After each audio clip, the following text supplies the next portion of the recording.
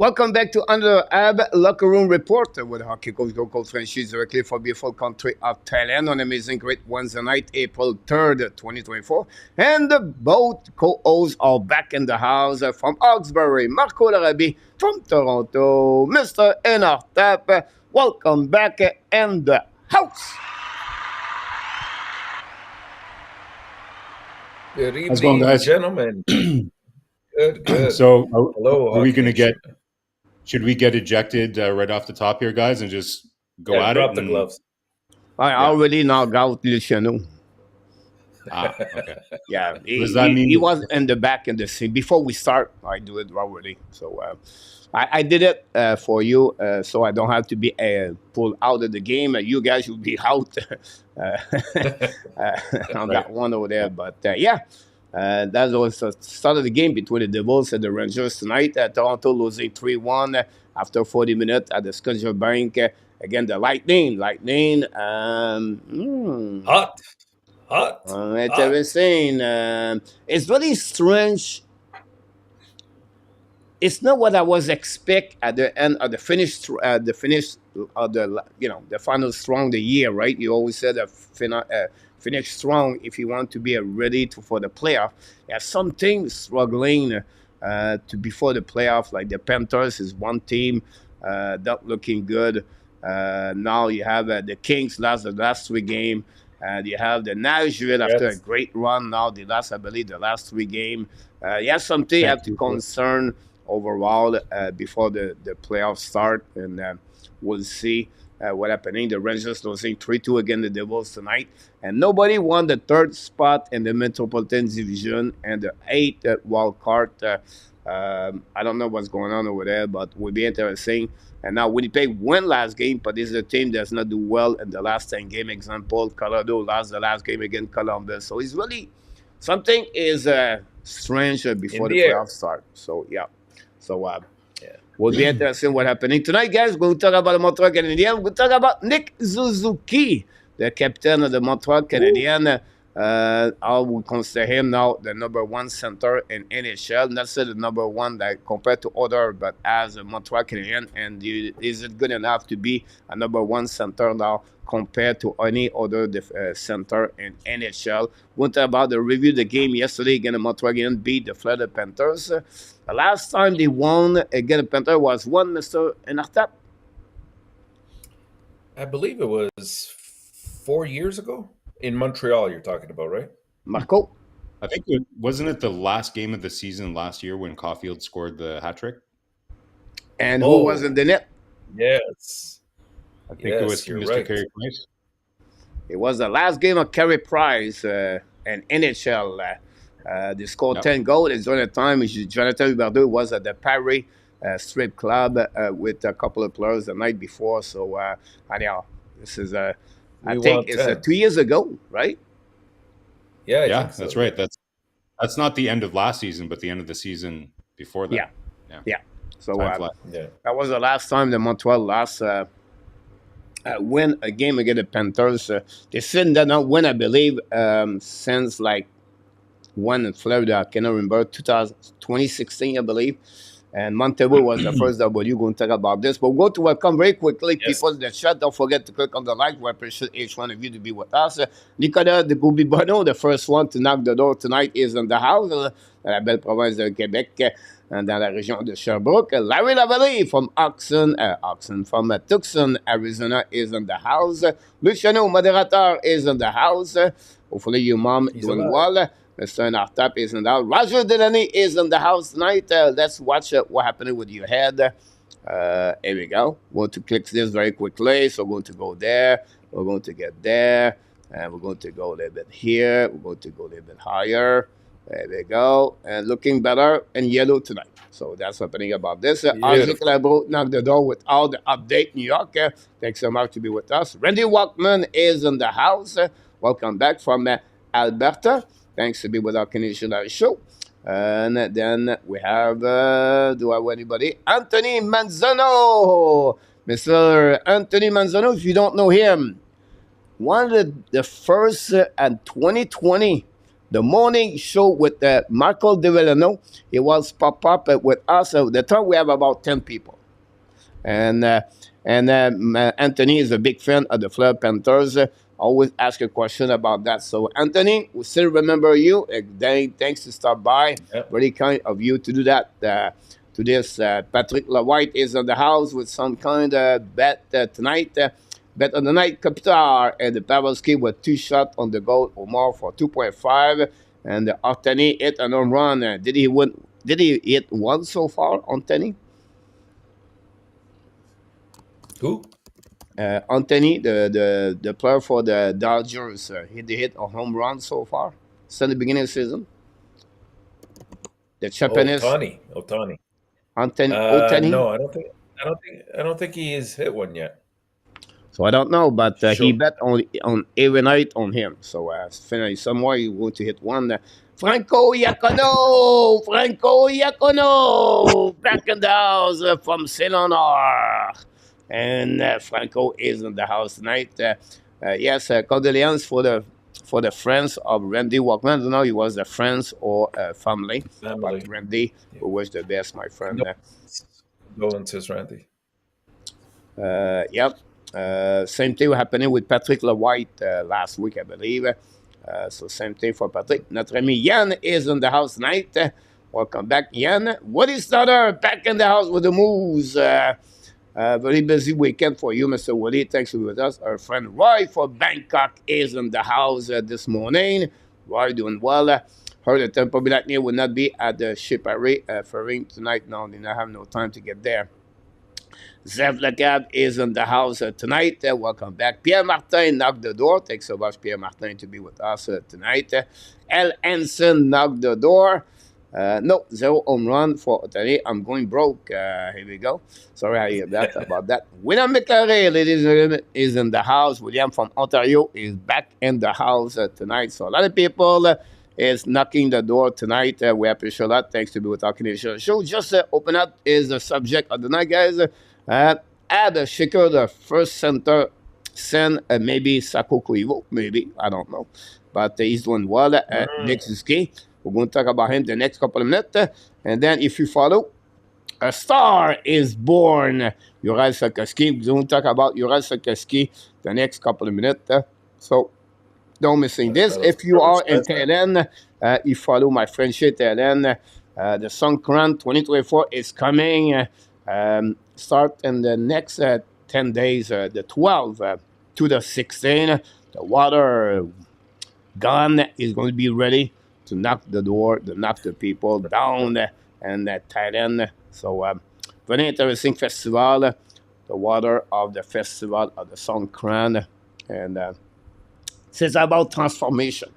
The water brings some transformation. People change and they have some hope. This is a new year for the people in Thailand. Celebrate everywhere in the country of the Thailand.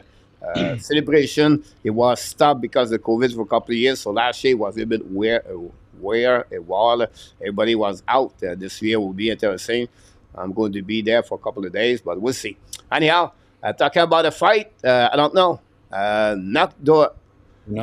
Jeanette against Reeves. Ren Reeves, ladies and gentlemen. And Reeves looking now, wait both of them. And we'll see what's happening there. Now, first, Jeanette dropped a knee. Okay, he's come back up.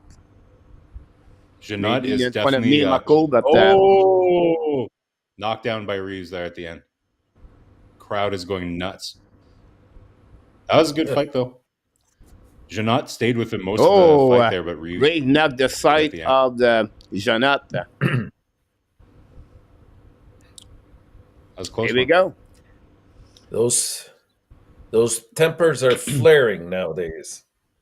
Very violent night in the NHL tonight, guys. Oh, is it a full moon or something? That's playoffs coming, right? Yeah. So and Jeannot's not an easy customer. There we go. Ray Jeanette, trap him. William McClary, Franco, everything. So the people in the chat every day with the subject of night. We're going to knock really quickly. Maybe we can get out quicker.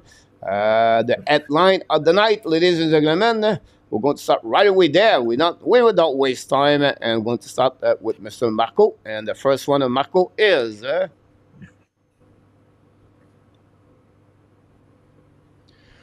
Sorry, guys. Just so you know, I'm glitching a little bit. Like things are kind of glitchy, so I'm gonna keep going, but I'm kind of dropping in and out here for whatever reason. So I hope you can hear me okay. I clicked back on the YouTube stream and it looks like it's okay, so I'm just gonna continue talking. All good. Hope that it's so. My headline this week, guys, is what if alternate universe.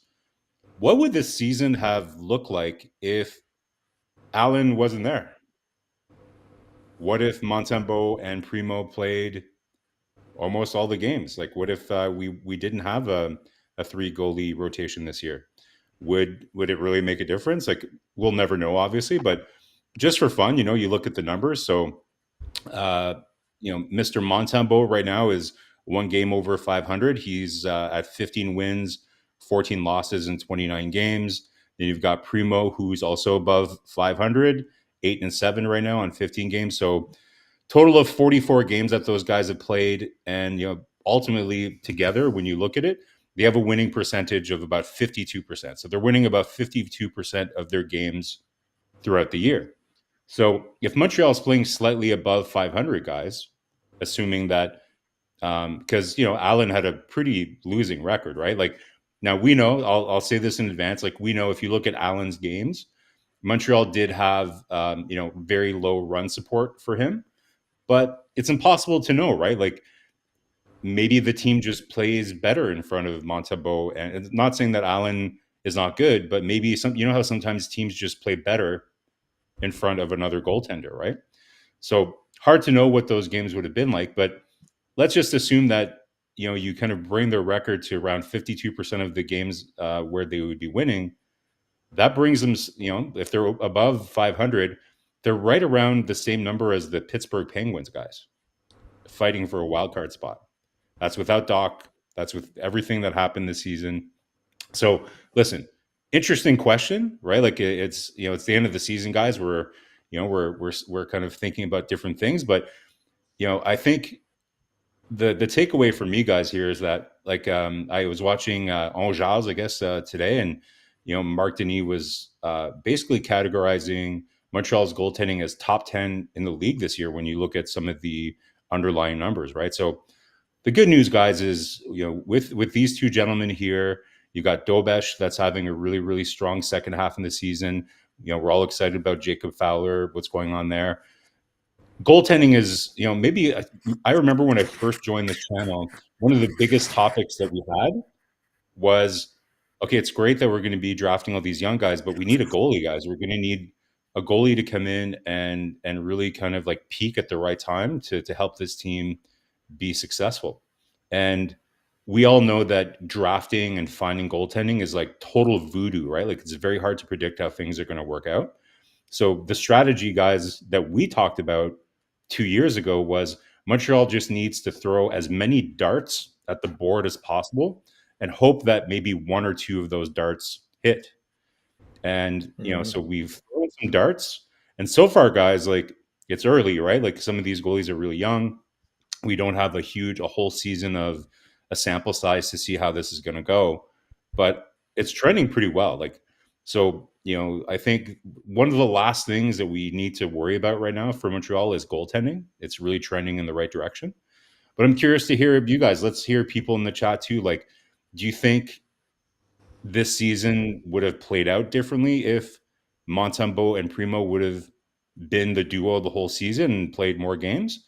Do you feel that for whatever reason Montreal plays better in front of those guys? Gentlemen, I'm curious. Let's hear Enortap on whether this is a completely crazy theory or what he thinks. No, it's there's some validity to it, Marko. I don't disagree with that. It's just hard to speculate because there's so many variables that come into play. Did the 3 goaltending system disrupt the goaltenders way of thinking about games and preparing for them?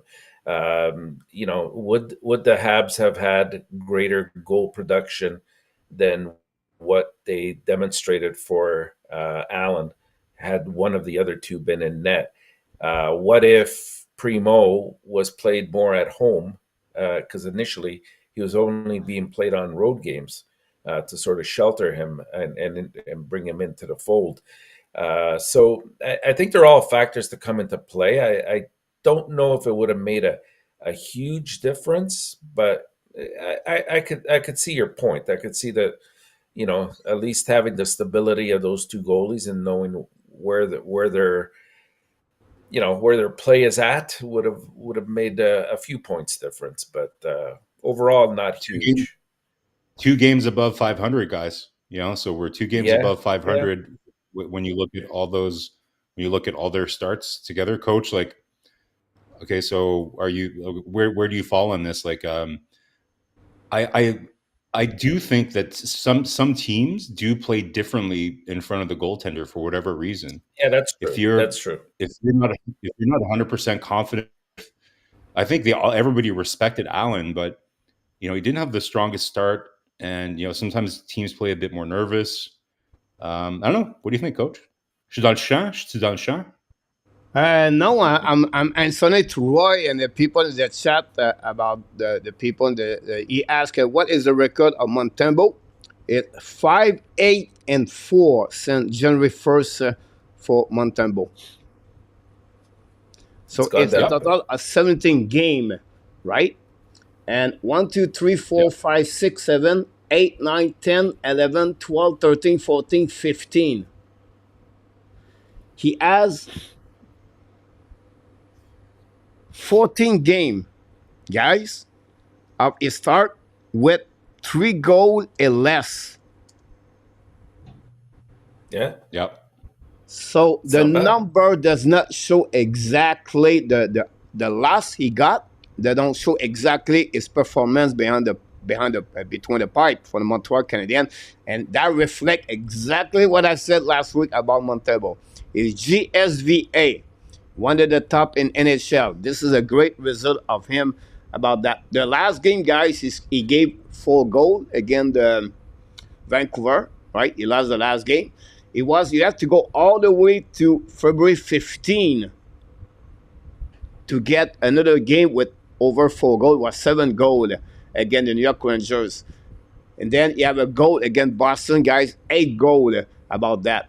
Otherwise, he gave only 3 goals per game. So you have 3 of his 17 start since January 1st. He gave a lot of goals. But otherwise, Montembeault delivery the merchandise for the Montreal Canadiens. That's what you got with Montembeault. Send that part over there. Now, if I go back, Marko, about what if, I would say for me, we don't know. I agree for both of you, and I would say Enortap is right when he said you don't know what could happen. But I would say another things for me. It's without Allen, we will know more about who is really Caden Primo and who is really Sylvain Montembeault. Because, Marko, without Allen, I believe you're going to be close with Montembeault. I believe he's going to be close to 50 start with the Montreal Canadiens. And I feel like Primo will be at least 30 start with the Montreal Canadiens, maybe a little bit more. So, at the end of the day, will you have a better education of who they are? And that would be maybe give a better education also for Montreal for the upcoming year. For what they can count or 2 goaltender starter for the Montreal next year. But this is the reason I said my what if happening with for that part without Jake Allen. Allen on the flip side, he have a record of I just put like 6-12-3 for Allen. So 12 lost again, but like you said, Marko, he did not get that kind of, and like Montembeault. If you put all the record of the Montembeault since January 1st, and I apologize for Montembeault, guys. I need to add 2 more W, ladies and gentlemen. So his record is 7-9-4 for him, for a total of 20 games for him, and I need to add 3 more games, ladies and gentlemen. Less of 3 goals less. 3 goals or less on that. So we have 17 game, guys. 17 game on the 20 he gave only 3 goals. This is what guys, like this is exactly kind of what we've been talking about, right? Like it's about, remember St. Louis has been talking about chasing consistency all year, right? To me, guys, like again, the sample size is not where it needs to be, right? But the consistency of these performances, and I think like about a month ago, we were talking about how it was almost like months and months and months since Montembeault had lost 2 games in a row, right? So a lot of consistency, in his game, coach, and we can say that a lot of players, right? Like Slafkovsky in particular, right? Like found just this level of consistency that maybe we were a bit surprised to see with his performances. And so, yeah, just really, it's interesting. Like, again, we will never really know. I definitely feel it's similar to this, guys. Like, let's use Korpisalo in Ottawa, for example, right? And Cam Talbot in Ottawa, now being in Los Angeles. Sometimes, like, I know goals against is the go to statistic that people look at to see how efficient a goaltender is, but it's not. I don't know if it is always the most consistent and the most accurate portrayal, right? Because yes, the percentage of shots that you're stopping is representative, but the quality of the chances aren't always shown in that statistic, right? So if you're playing on a team that has really disorganized defense, your save percentage might be lower than if you're that is well organized.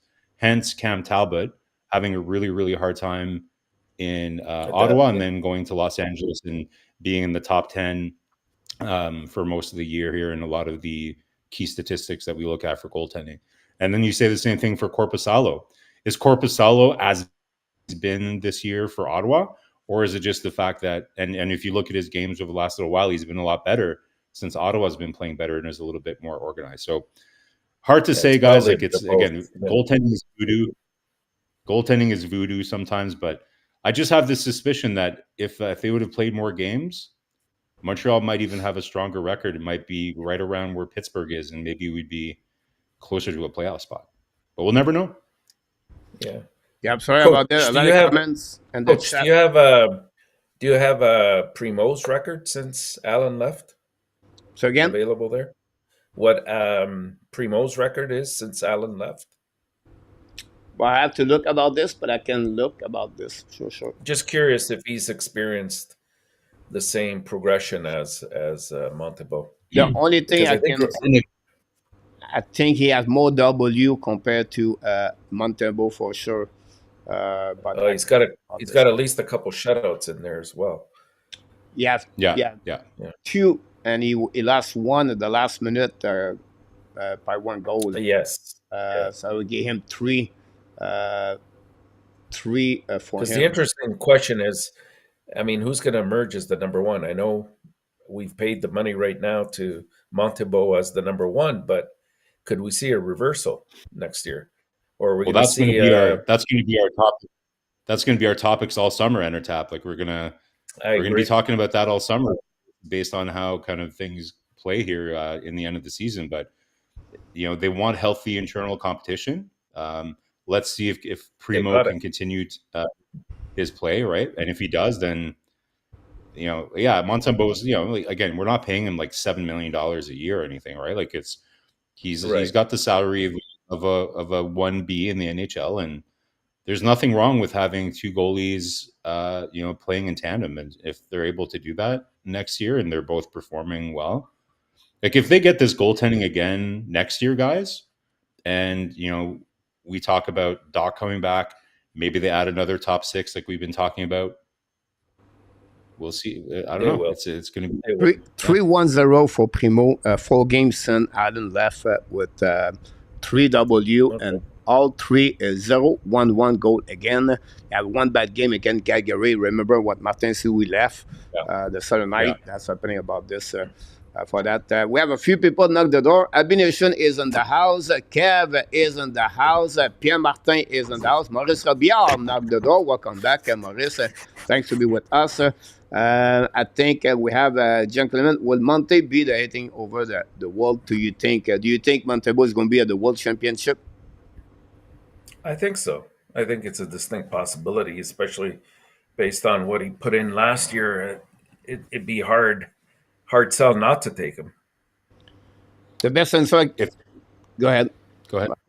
I was going to say, if like we don't know if he has health issues or whatever, but like you were saying last time, Coach, like if he wants a shot at playing for Team Canada, then it would be to his advantage to do that for sure. So it's all depends. Also, the team will be eliminated. Which goaltender could be available for the Team Canada? But Tristan Jarry will be there Yeah. this year. Tristan Jarry will be available from Pittsburgh. We'll see. Yeah, Bennington maybe. Yeah. But if you look about the season, I know you maybe not agree, but Blackwood with the San Jose Sharks is a goaltender. Maybe consider about that. Maybe go with the younger players. But Mr. Enortap. Yes, sir. Reinbacher, the next best big piece for Montreal.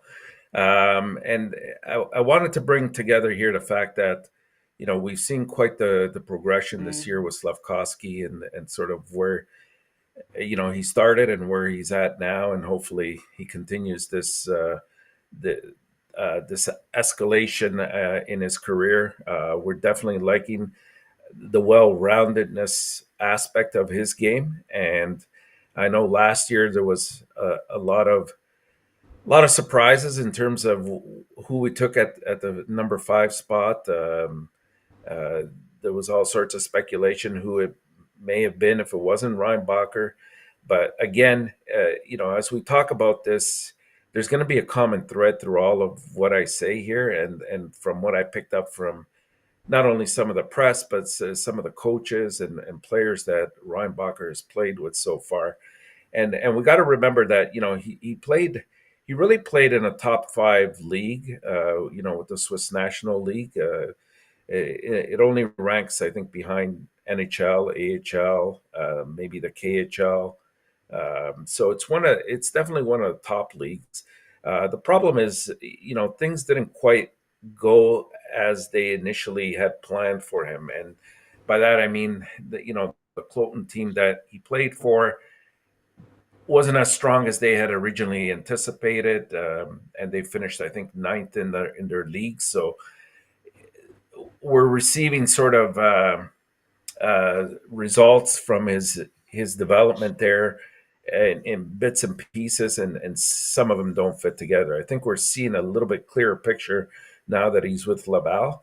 While he was in Cloton, though, you know, he did average around 19 minutes per game, and because he was given quite a bit of ice time, we saw some aspects like he played in many different situations that came up, whether it was penalty killing, a power play, 5-on-5, 4-on-4, and he did show a lot of vision.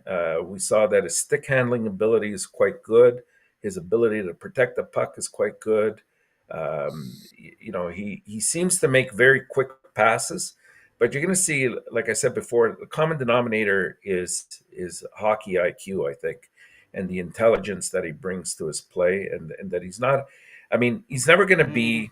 I don't think he's never going to be like a Makar or a Fox or a Quinn, but you know, he's definitely going to be the kind of complementary player to that first pairing, the one that will sort of spring those kind of defensemen forward. Now, you know, you might argue, well, we don't have that kind of player. Well, we don't know what Hudson will develop into, but if he does develop anything near something like Quinn or Fox, then I think you have a perfect first pairing right there with Reinbacher and Hudson as well. You know, since he's been here, I think.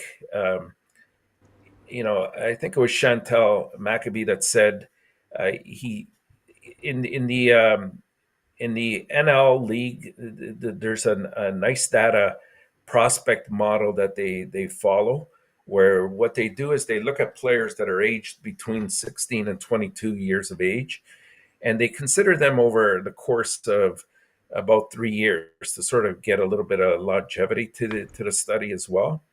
And what they projected, based on all the factors that they brought together, was that Reinbacher has a 54% chance to become an elite NHL NHLer defined within the top 10% of the league within a decade. So those are pretty good, prognostications that are coming forward. Again, everything has to be proven when it comes down to the bottom line. But I found that, coming over to Laval, it was interesting. They talked to his defense pairing, which was Bisson, if I'm not mistaken, and he came up with some very interesting comments, which I'll just quote directly. When he was asked about his partner in Reinbacher, and he said, "I think he shows up every single shift that he's out there. He hasn't had a shift off since he's played. He's really fun to play with. He talks a lot on the ice and communicates well. He doesn't try to do too much. He's really a smart defenseman for a young guy, and I'm surprised about his game," was the first impression he gave. Then they asked him about his ability to adapt to the North American play and also rink size.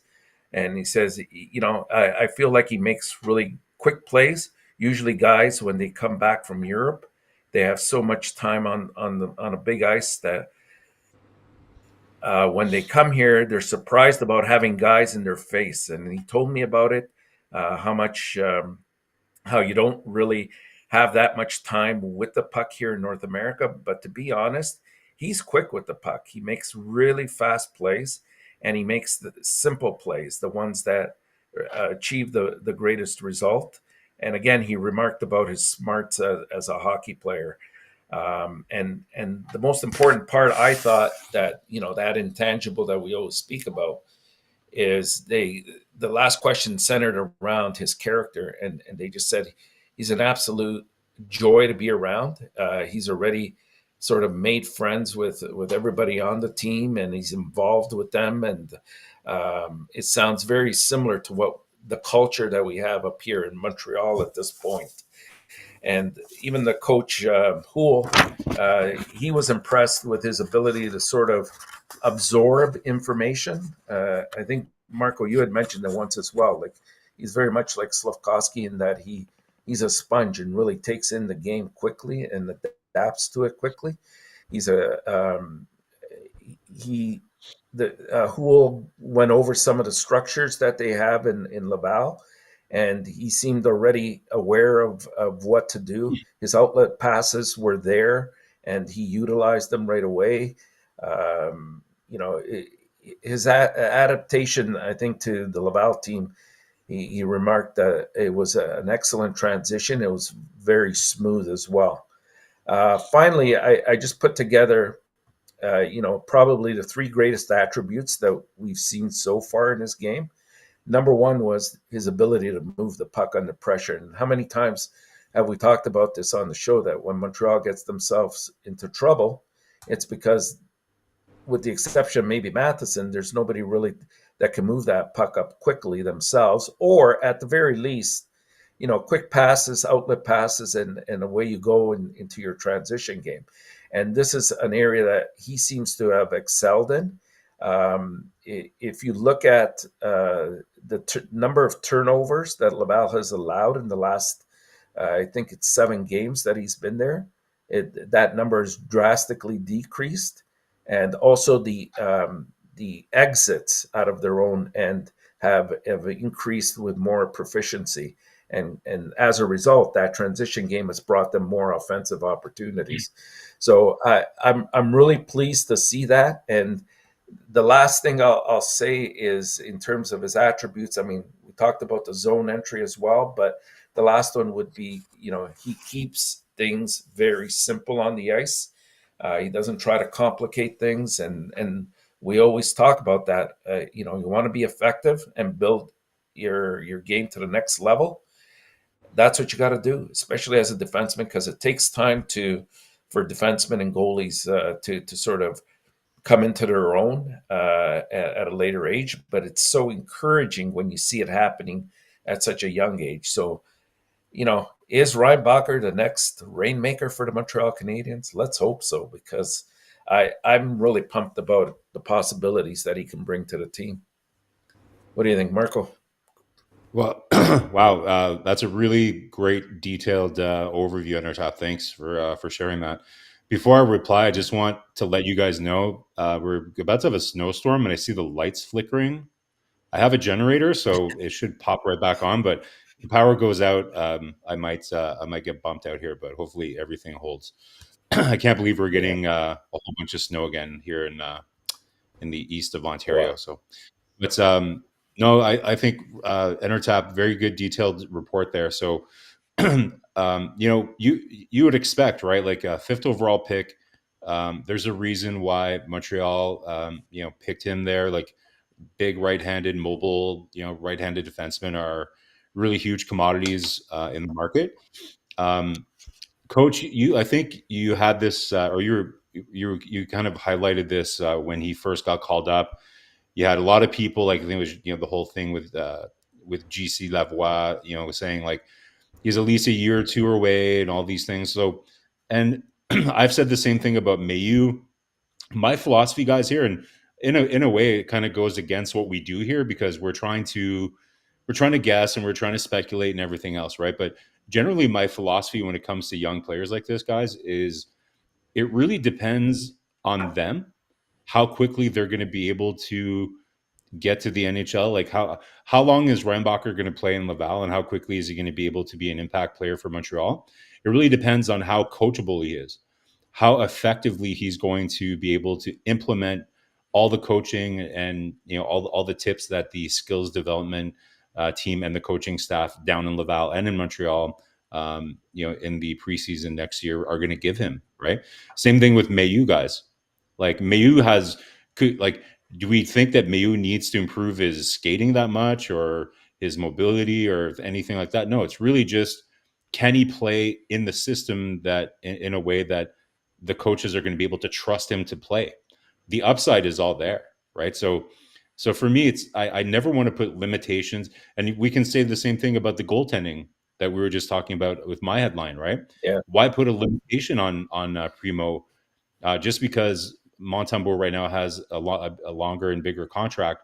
Why put a limitation on Caden Primo that he can't become a number one just because he hasn't been one? So for me, guys, Reinbacher has, again, not similar players, maybe, but similar in the sense where he has many tools to, I think in hockey we call it it's like a 4-tool thing, right? So he's got at least all those tools, in my opinion. Maybe not the most kind of creative and dynamic offensive player, like you were saying, like he's not going to be an offensive defenseman, but really has the potential to be a strong two-way defenseman. I've watched about 4 Laval games since he's been up, and I would agree with almost everything you said there, Enortap, about his quick exits, his poise with the puck, especially in the defensive zone. The only thing that I notice, if I want to nitpick, is his defending on the rush is not exactly on point yet. Like when he's going backwards and players are coming in, sometimes he's a little aggressive, especially at the defensive blue line. He'll attack a little bit more, and then sometimes players will kind of go around him. But the thing because he's so rangy, he's usually able to kind of recoup and still be in the play, right? But when he gets to the NHL, those reads are going to need to be really, really on point, because if you're a little too aggressive at your own defensive blue line, guarding on the rush, and you go in for a poke, or you go in to try to take the guy and he just zips by you, it's going to go a lot faster in the NHL, right? But to me, that's just kind of the experience kind of thing, him learning what he can and can't do at different levels, which is not different for any other player. So I agree, man. Like it's, when you can add, this type of right shot defenseman, it is a very big piece, and Montreal's blessed to have a lot of really interesting pieces coming up through the pipeline on defense. As we all know, that's kind of where the strength of the pipeline is right now.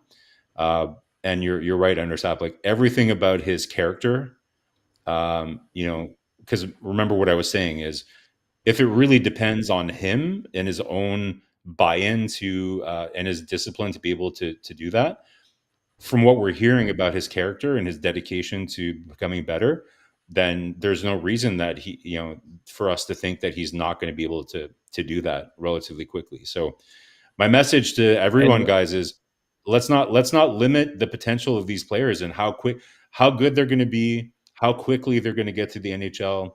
We can, of course, we're going to talk about it, that we have fun debating, trying to prognosticate where they're going to be. But ultimately, it really depends on their own dedication to their craft. Yeah, and they come in, and what I'm noticing is that culture that we're always talking about, and it seems like a lot of the prospects seem to have that in common, that they're not going to settle in with normalcy, as we talked about last time, Coach. I think they have an urgency to their game, and one might argue, well, of course they're young right now and they want to impress, but once they're in the NHL, do they taper off? And I mean, time will tell, of course, but I think if you have the proper character, and that's what they invested so much time and effort and to sort of look into these prospects when they're interviewing them, that you're not going to have that problem, because you either have that character or you don't in the end. And I think that a lot of the prospects that we have so far, I mean, sure, we're probably pumping their tires a little bit more so than what they may turn out to be, because maybe we're homers in that sense. But you can't discount what we're seeing in front of us, and those elements are all there. What do you think, Coach? For me, it's like Reinbacher right now is he keep this very simple. Does not try to do any highlights. Don't try to be flashy, but everything he does is great. And I know I'm going to get hit right now badly, but everything Andrei Barkov did in the NHL, it was not the highlights every game. Like he was not like the biggest, like the best players on the ice all the time, but everything was almost perfectly good with his game. Defensively, offensively, great pass. The first pass was there, control the power play. He watched everything. He was really good about that, but his name was always not on the top 10 at the end of the night. But he gave you consistency every night, but it was keep this very simple. His position on the ice, the way he was moving the puck, bring the breakout out, never panicking in the defensive zone. This is what I see from Reinbacher in the future. And this is going to be a backup, but his composure so far with the Laval Rocket, it reflects me a lot what Markov did for Montreal for many years. Now, can he become a first pairing defenseman? The only the time we tell us he's still 20 years old, and we have a long time before he become his pick in NHL. Definitely a second pairing, but can he become that first pairing in NHL? That time, like I said, I think we don't give him enough credit for his offensive side of the game. I think he have a lot better at what we expect about this. Obviously, he's going to be always compared, like we already put Slafkovsky first of all pick with others, like I did my video today. But I think they're going to compare him to Michkov or Leonard or the player compared to him, the Select on Montreal. I think in the future he's going to be a great element. One, the Montreal Canadiens are going to be better. And the next 2-3 years, he's going to play a solid role with the Montreal Canadiens. I will not trade him allowed. For me, it would be his role. It will be bigger and better at Logan Mailloux. If Mailloux does not understand the basic of the game, when I say the basic, the cap control, the risk is management. Was it management risk or the risk manage the situation, right? Yeah. And that's what Mailloux need to improve more. I don't worry about after the red line on the offensive, right? I know he can score, he have a shot, he's good. But the other side, I think that's the difference between him and Reinbacher at this moment. The time we tell us. That's what I'm thinking about Reinbacher. Yeah, like I said, Coach, it really depends if either one of those two guys, like it looks as though, just again, we don't know. We're not in the dressing room. We don't know these guys, right? But it appears that Reinbacher is more advanced at synthesizing and putting into application what the coaches want, and for him to stay within the framework of the game. That's the impression we get just watching the game. But if Mailloux has en français on dirait un déclic, like if he gets it and all of a sudden he really starts to kind of play that more controlled game, kind of like what we're seeing with Jacky, right? Like Jacky's played a lot more controlled since he's been back up with Montreal, like not chasing hits. Like there's a couple times where he does it, but overall, huge improvement in him not getting out of position, trying to do something that's not there in front of him. Like St. Louis always says, right? Play the game that's in front of you, right? Like you have to play the game that the game gives you kind of like what you're going to need to do. So at this time, it does look like Reinbacher has a better ability to apply that. But again, Mailloux could improve. Like he could go back this summer. They're going to, like, at the end of every year, coach, the organization is going to meet with every player. They're going to give them a checklist of things that they want them to work on. And I'm sure that's what it's going to be for Mailloux, right? It's going to be, we loved your offensive season. You had a, great, like, your results were amazing in terms of offensive numbers in the AHL. If you're going to want to make it to the NHL, though, you're going to have to prove that you're a lot more dependable in your own zone, and you have to pick your spots. And I'm sure that's the message that he got last summer. That's the message he's going to get this summer. And if he's able to put it together, then you're going to have two guys that are very different. Like they have different skill sets. Like I think Mailloux is meaner than Reinbacher for sure. Like Reinbacher, that's probably the only element of his game. I'm not saying that he can't be physical. Like I think he can. Like he can definitely hit guys, and he can kind of clear in front of the net and everything. But Mailloux is meaner, right? Like he just has a mean streak to him, and that's good. Like you want that in your like you don't want to be Toronto and have a whole bunch of nice guys, on your team either, right? And Mailloux may see some, power play one unit time, whereas I think in Reinbacher's case, he'll probably be on the second wave of the power play. I feel, but it's interesting. It's interesting you said that though, Marko, because Martin St. Louis said, when young players come into the league, they want to hang on to the puck too long. It's their nature to sort of showcase their talent and do what they do. And he said that's when they get themselves into trouble a lot of times. They're the other more way susceptible around when you're to turnovers. But sometimes it can be the other way around too, right? Like some guys get rid of it too early. Like look at Slafkovsky last year, right? Like there were certain points where he would get the puck on his stick and he like just wanted to get rid of it. So it's kind of finding that happy balance, right? Like that's what, like when we use the expression, like when the game slows down for a guy, you then have a better sense of kind of, okay, how much time do I have with the puck? What's the right play? What's the best play to do? It's all about reads, right? And being able to do that. So I think with Reinbacher, and Mailloux, like I think two really important pieces. We know we're going to have to move some of these pieces. I don't know if I would be moving right-handed defensemen necessarily, because the depth that we have is still on the left side more than anything.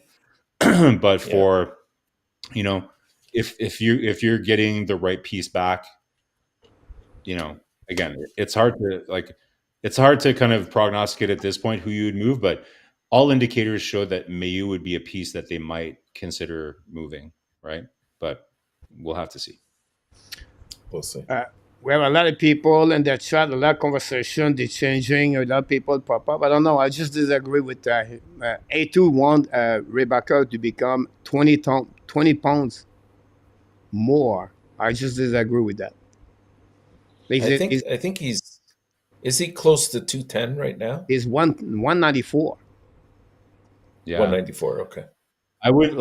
I think we worry too much about weight. Like I'd like him to stay around where he is, but if he can add more muscle, that's good, right? But I don't look at overall weight. It's more the distribution of the weight, right? So, and we don't, as fans, we don't see the breakdown. Like, like when we saw Caulfield at training camp, and or when we see Hudson Hudson next year, and you get to see kind of how much he weighs. Yes, it gives you a little bit of an indicator, but it's not like Montreal is going to give you a full breakdown of his like what his body fat percentage is, how much muscle did he add. They might hint towards it, but for Reinbacher, it's yes, I'm sure he's going to continue to build muscle and strength, right? But he doesn't need to add. I don't think he needs to add 20 overall pounds. I'm not sure that would be. And then triple W, think Reinbacher is going to be a Baron. No, not even close. I think not even close. Barron to me is kind of the opposite of, like, I think I would compare Barron closer to Mailloux than Reinbacher, to be honest. Like they both have offensive upside. The difference between Barron and Mailloux is that Mailloux is like mean. Like I said, Barron is not mean at all. Like that's the knock with Barron, is that he's just not physical enough in his own end, like in board battles and clearing the net, right? Now with guys that take offensive risks like that, they're, you're going to make some mistakes, but it's all about, so like Puck was, like Coach was saying, it's puck management, game management as to when to take risks like that. I would compare Barron closer to Mailloux in terms of his style. He's more, he tries to get involved more with the offensive side, and he has to work more on his defensive. Whereas I think the opposite is the case with Reinbacher. I think he's more responsible defensively, although he does have offensive abilities. I know I've heard it from a couple of different sources that once he feels comfortable and he's at that stage where he's able to contribute, he'll get involved a lot more. Yeah, to me, I've always compared Reinbacher. I kind of view him as like a Larson kind of guy, maybe a little bit more offensive upside. But an Adam Larson, who used to play for Edmonton, drafted by New Jersey, now plays with the Kraken. That I think he'll have that kind of, maybe a little bit more offensive upside, but just a really steady guy that is not going to be flashy. But the funny thing is, when he came to Laval just recently, he was met up by Rob Ramage, the player development coach, and he showed him tape, and he said, I want you to sort of play this style. And he showed him tapes of Shea Weber. And he said, play it safe, start getting physical if you get the opportunity, but play it safe, quick pass, quick entry, and exit out of your own end. And, he seems to be adapting well to that. When you think about this, Marko, I'm thinking about Sekic for Carolina. He's 6'3", Sekic, and for the Shea? He has some kind of offensive, but he's still, he's not like the most physical player, and whatever he's 6'3", 210, I believe he is. But I think it's the kind of player Reinbacher could be in NHL, where is a second pairing defenseman in NHL. Yeah. It's not a terrible comparison. Guys, these Dallas jerseys, the black and orange, or the black and neon, I don't feel those jerseys. I don't like those jerseys. We'll see what happening. I'll finish the headline for everybody. We hit the 1 hour. We did a lot of good things. I'm going to be quick on that one. I don't have a lot. I don't want to be negative, but I want to talk about something where it's better. I think Montreal Canadiens play better since the All-Star game. Individually, some players step up their game from to Coley to Armia to Slafkovsky, New Hook. I can go the way, right? But still more work to do. And for me, it cannot be perfect. I understand that, and I'm not going to looking for the perfect. But whatever happened when Montreal won for the last 5 games and they play better as a group, the system looking good. For me, they're still missing in power play, 5-3, 0 goal this year. I think they are right now at 19 minutes or 17 minutes of the power play, 5-3 this year. and they cannot capitalize to put one time the puck in the net with the talent they have. It could be Monahan to go with Caulfield, Slafkovsky, and Suzuki and Madison. And when I said that, it reflects me on one thing. If you look about the best team in NHL, they have really a quarterback, really a top one defenseman. If you look each one of them, from Vegas with Pirangelo, Colorado McCarr, Tampa Bay Edmund, and I can go all the way like this, right? The best of the best have owned, but Montreal does not have that kind of players yet, and that's going to missing at some point for the Montreal Canadiens until they get that players. And yesterday, I see again Madison, no power shot, not a slap shot, nothing there. He risked a wrist shot, was still Suzuki scored a goal. I understand that. But still, Montreal Canadiens, until they don't fix that problem, right, it's not going to be that team you're looking for in the future. They need to find someone become that kind of quarterback. I know I'm talking about only Kel McCall, but a Rasmus Dahlin example. You can see those kind of players I'm talking about. And I think Montreal Canadiens, until they don't get that players, they have a lot of work to do. And if it's not have that kind of player, Marko and Enortap, they have to be on the concept of 2-3 players together. And if Madison is off, if Madison is not that kind of player, but still Caulfield, Suzuki does not deliver it with Slafkovsky, the 5-6-3. The power play in the last 25 game is one of the worst in the NHL. So it's not still perfect yet. It's not still not great yet, but they have a lot of work to do. And top 6 forward, they're missing 2 pieces over there. A little bit better on the top, on the bottom 6. A little bit more grits with more talent, skill. And then after that, I think the Montreal Canadiens need to add at least a first pairing defenseman. I hope is inside of the prospect right now. If not, Dickinson, Yaremchuk, Lushchanov are the answer. So this is only my headline of tonight. Is still it's better, but still a lot of work to do. I start with the manager, by the way, we can use. Absolutely. Did you want to go first, Enortap, or go ahead? Yeah, I was just gonna. I'm just gonna add. You're absolutely right there, Coach. I mean, it's a process. We have to sort of, be patient through all of this. It's not going to happen overnight. We've seen it already over 2.5 years that we're slowly building towards that. There's many aspects that you need to clear out and establish before you even get to that point. But I think this is the exciting part because you have acquired those prospects, you have those assets to deal with it, and some of the trades or moves that you're going to make are going to hurt. But I think it could be for the betterment of the team, and that's when we'll start seeing. Well, now with the addition of this person or that or a couple people, now we're seeing a much better power play. We're seeing a solid second line that can contribute when the first line is either having a night off or is being checked very well that night.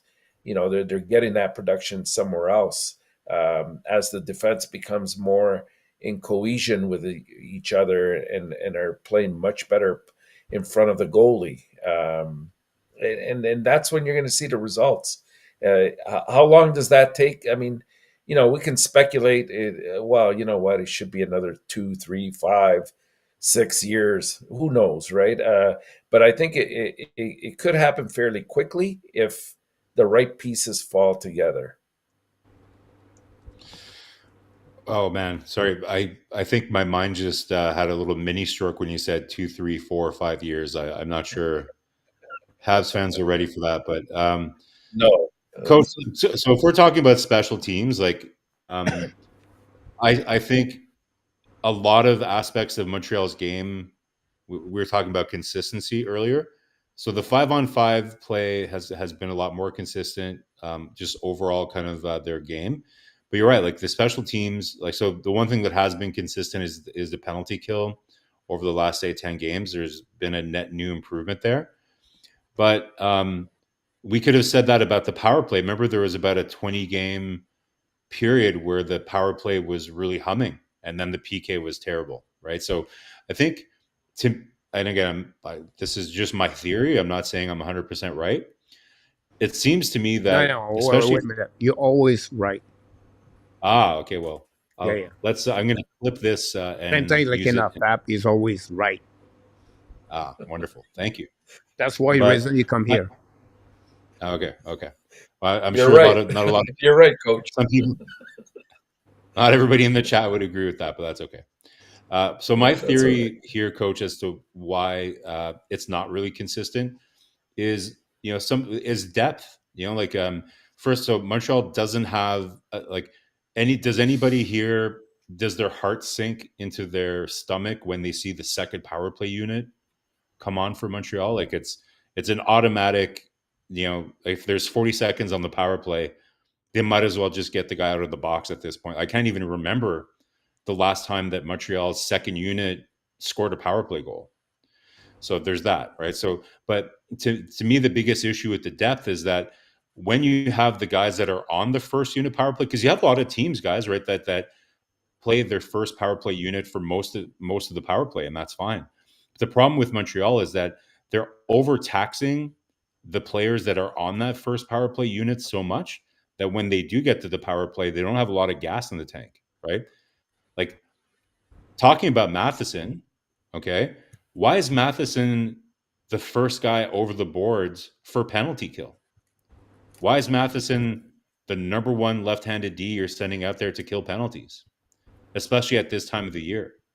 Like when you could be trying out, giving Jack-Eye, more opportunity to do that, give Harris more opportunity to do that. Matheson is playing way too much, guys. And so to me, and Suzuki's playing too much. So, to me, that probably does have an impact a little bit. Like if you look at the dynamic of the game yesterday for the 5-on-3, they were like the guys didn't really have a full tank going into that 5-on-3. So, I think again, tactically, yes, we hope that Hudson is going to be the guy, in the future. Maybe in 2 years, he'll be able to be a difference maker on that power play, right? But I think if you add another top six and you're able to spread out the minutes a little bit more, then I think the guys that you want to be performing on a power play, whether it's 5-on-4 or 5-on-3, will just have more juice in the tank and be ready to perform. Just a theory, but so that's for the specialty teams. I think you're right. There's still a lot of work to do in other aspects, for sure. Like, we were talking, I think, in the chat yesterday or the day before, guys, about what happens if you add another top six to Montreal's, if you add another player to Montreal's top six and it brings everybody down, if it brings Anderson or Gallagher to the fourth line, makes a huge difference. That's a pretty good lineup. If you have like Gallagher, and now you have to eliminate how much they're getting paid. You have to just clear that out of your mind. But just in terms of the quality of the player, if you have a Josh Anderson on your fourth line, even if he's just playing at the level he is now, maybe like even if he plays better, that's a bonus. But Josh Anderson is a fourth line player. Okay, I think that's pretty good depth. Gallagher on your, so if you have Evans, Gallagher, and Anderson on your fourth line, I think you're doing all right. It's expensive, but we're not paying for it, right? Like, and that's just the reality of it. So a lot of work to do, but I think it all comes down to personnel and just adding a couple of pieces here and there strategically slots everybody into different places, and it allows for another year of being able to kind of continue to chase consistency, like St. Louis said. One thing, I was looking for an opportunity to add this, Coach. I think this is a good spot. I was watching St. Louis press conference, I think from this morning or from last night or whatever it was. And to me, this was bang on. They were asking him about kind of, because I think with the win last night, Montreal either tied or is now 1 point ahead of the total points that they got last year, right? With the win yesterday. 2 points. Okay. Oh, what St. Louis games, said though was very interesting, right? The 68 or 70 points that they earned last year are very, very different from the points that they earned this year. Last year, we know that they earned a lot of points. Now, we were just talking about how the goaltending has been very good this year, and it's never really been a reason why they lost. But it wasn't like last year where it was the only reason why they were winning, right? So if you look at the games, the way that they won the games this year versus the way that they earned their points this year versus the way they earned their points this year, it's a lot more translatable to future success than what we saw last year. So, of course, yes, the reason I mentioned that, coach, is yes, of course, there's still more work to do, but I think we're closer than what we thought we were maybe before Christmas. Now, the question that that I'm sure some people are going to ask are the games right now, are the reason that Montreal is playing better right now, is it because they have zero pressure? That's a fair question. We remember that year where Galchenyuk. Go ahead. You know what, Marko? Last year, if you look at their last, I'd say 20 games, when they were losing a bunch of those, it was same situation, right? Same type of pressure. Right. It's just the fact that this year, I think they collectively are coming together more, and you see that effort in every single game, whether they're winning or losing. They're playing to at least win a period or win a shift, whatever the case might be. Yeah, I agree. So, of course, there's still more work to do, coach, but less than what we thought maybe 4 months ago. I think for me anyways, I'm a lot more positive and hopeful for next season and what they could do next season today than I am, say, 3 months ago.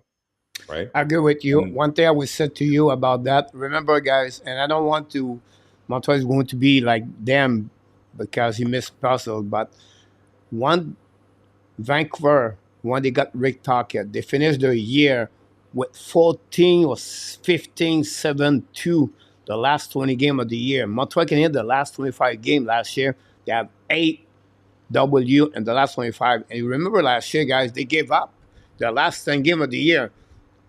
They disappear, many players. And I feel like this year, it's a statement to prepare already the upcoming year. And the team is by really what Martin St. Louis is looking for. Yeah, for sure. Martin St. Louis always said, right, we need to be patient. We have to control the game with some kind of patience. And he's getting there. You can see a better player, a better team play more together. The less shot of the net, yes, they gave 40 the last game, but better compete more. They puck the possession better. They control the puck more. The defensive zone is better to puck retrieval, protect more it's less confusing on the defensive zone coverage. That's maybe the best way I can describe that. So a lot of people in the chat room, we can knock the door. A lot of people, guys, still in the chat, so it would be hard to mention all of you. We appreciate a lot. We still have 45 minutes to go. I'm going to fly that very well.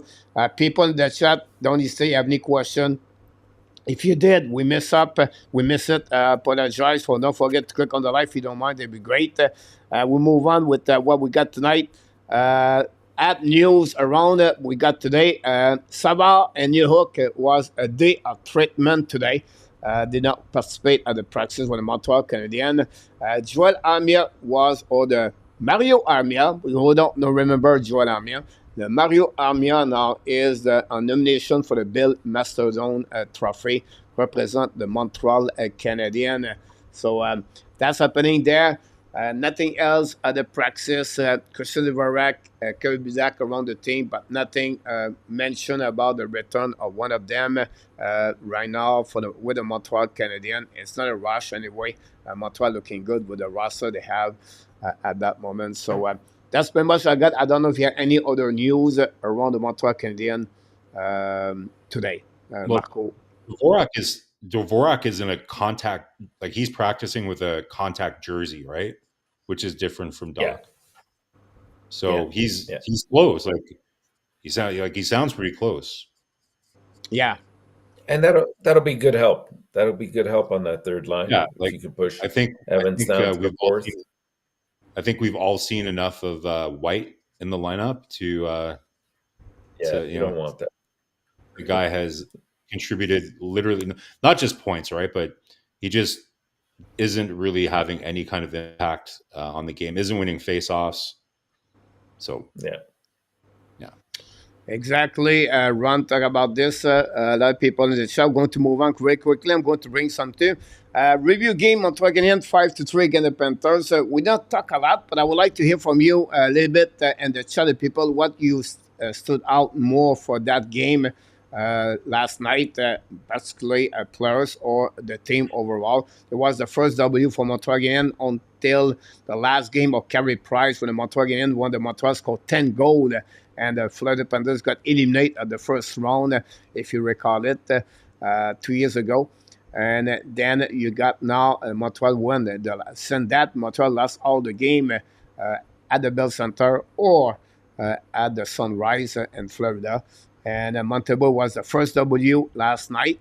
Again, is ex-team. And then you have Nick Suzuki with 2 goals at 31 and 32 goal of Suzuki. That's the reason we'll talk about in the next couple of minutes. And then you have a goal from the bottom 6 or the bottom of the lineup coming from Jordan Armia, Jake Evans, and then Cole Caulfield score also his 21 goal of the year for the Montreal Canadiens. Montreal save percentage of .925, I believe. Stop 34 of the 37 of the 40 shots he faced yesterday. Overall, Mike Benson played 28 minutes. Obviously, Montreal is 1-7 on the power play, but they have 0-4, I believe, for the Flip Panthers yesterday, if I can recall it, maybe a little bit more. Give me a little bit, 1 minute each. What do you think about the performance of Montreal Canadiens? Well, Coach, so first of all, it was really fun on your live stream when you're doing the play-by-play. Everybody was talking about being concerned about Caulfield, and then boom, nice little wraparound goal for Cole. So I think the universe definitely was watching out for Cole last night. So that was, for those who weren't in the chat yesterday, that was kind of funny. But you know what I found really interesting, Coach? So I watched the interviews before the game. I watched St. Louis, and then you hear the players talk after the game, and you watch the game. You can kind of see this storyline about how they prepared for this game against Florida. Some reporter was asking St. Louis, like, because you know how sometimes you hear coaches say something about, well, we don't even really look at what the other team does. We're focused on our game, right? We don't care what the other team's strategy is. We're focused on our game, and we want to bring the play to them. But St. Louis kind of takes a different approach. Like, he's not afraid to usually say, yeah, you know, this team does this. It means that we're really going to focus on doing this. And the reporters, I think it was Arpin Basu, was asking, like, when do you anticipate that's going to change? You know, like where you're going to be dictating the play more than other teams.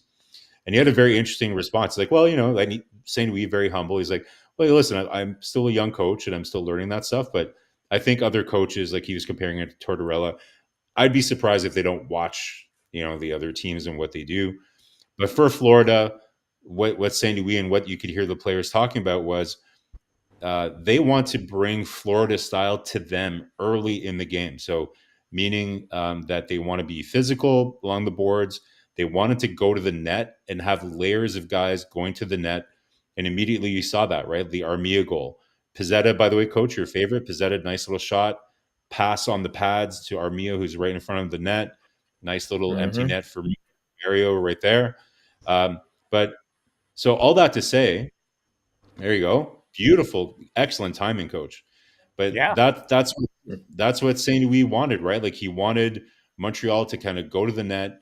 That's what Florida is renowned for doing, is they bring guys to the net. Really nice pass. I think I was joking here that was the nicest pass that Suzuki's gotten since Galchenyuk passed in Game 6 against Toronto. That was really nice. Nice tip here from Nick.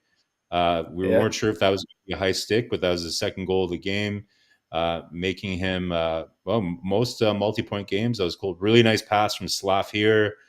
The chat was really excited about this one because everybody was concerned about Cole.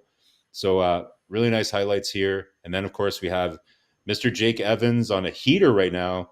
He has, I think, 3 more goals in Caulfield since Christmas. So who's the new Cole Caulfield, guys? Jake Evans, just as we expected. Right?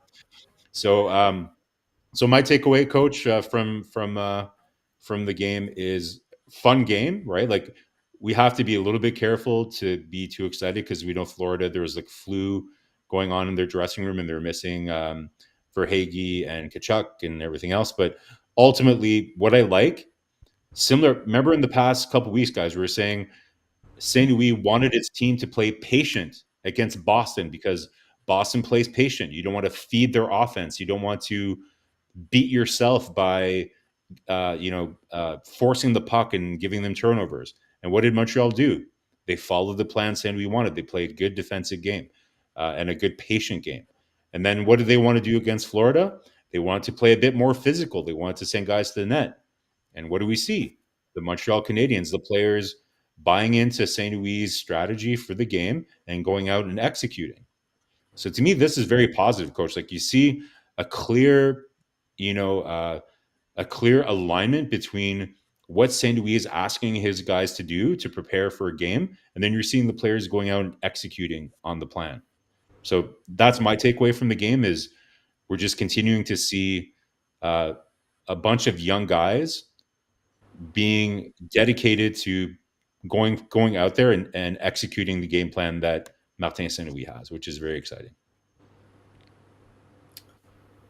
Yeah, I would say for me, just I had to wake up there for a second. But you capsulized it well. I like that, Marco. Just to tie it in with the theme for today's show as well. To me, it's how Suzuki, game in and game out, keeps, improving upon his game. As the caption for today is, have we found our number one center? If he turns out to be our number two center, then this team is going in huge leaps and bounds in the right direction. But he definitely is, in my eyes, a number one center at this stage. He leads by example. He's out every single game and just gives 100%. If he does ever have a bad game, like he rebounds in spades the next time he comes.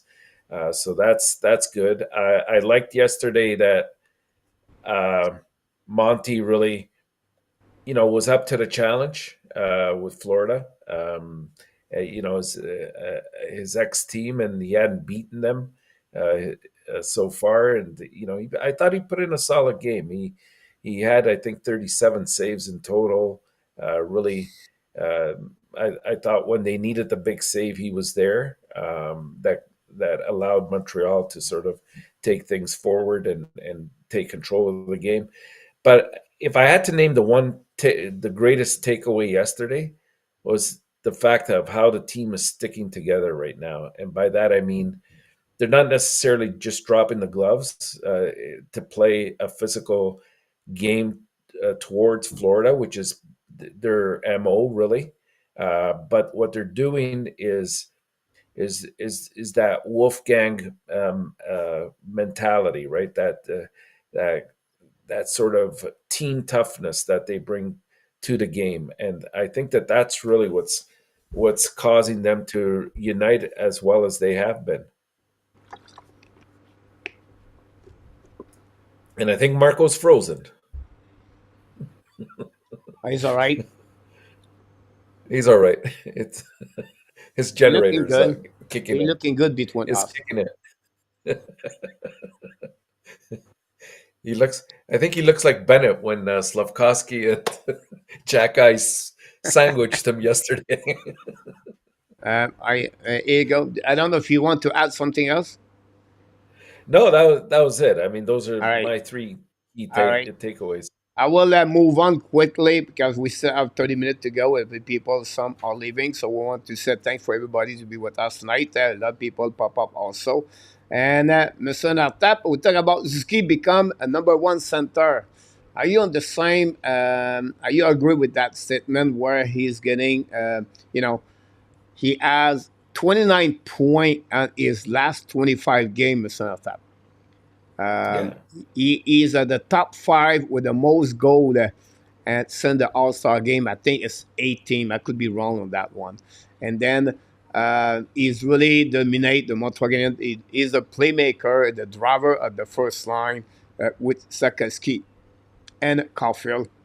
And 71 point. He reached 2 milestones, most goal, most point.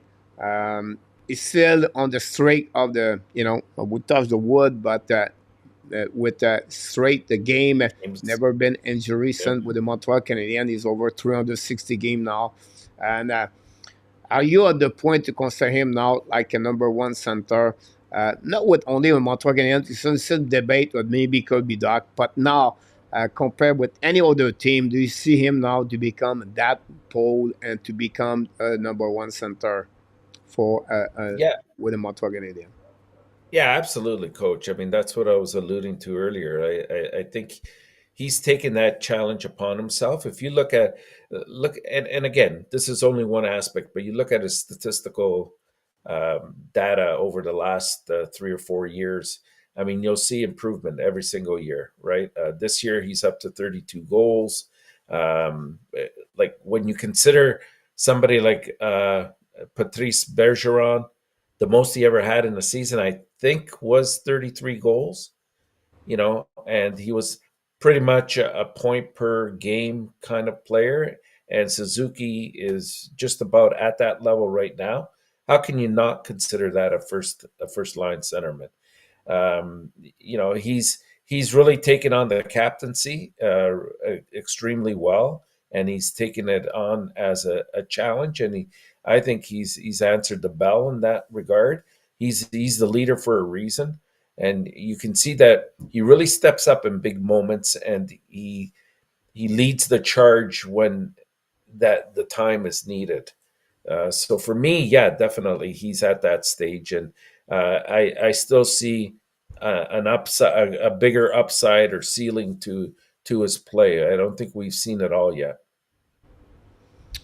Yeah, I agree with you about that. I think Nick Suzuki, he proved now um, why he is the now number one center for Montreal Canadiens, and he's still learning the game, right? And he's only 24 years old, and he's a captain, a lot of pressure, but he showed a lot this year for me. Were maybe not questionable at the beginning of the year, but we was trying to figure out if he can be that players. And now he proved Right. it. He's at 0.9 point per game for with the Montreal Canadiens, and I think Suzuki now is getting there to be that kind of player. So not only on the offensive side of the game, but on the defensive side, and he increasing not only his point, but the details of the game.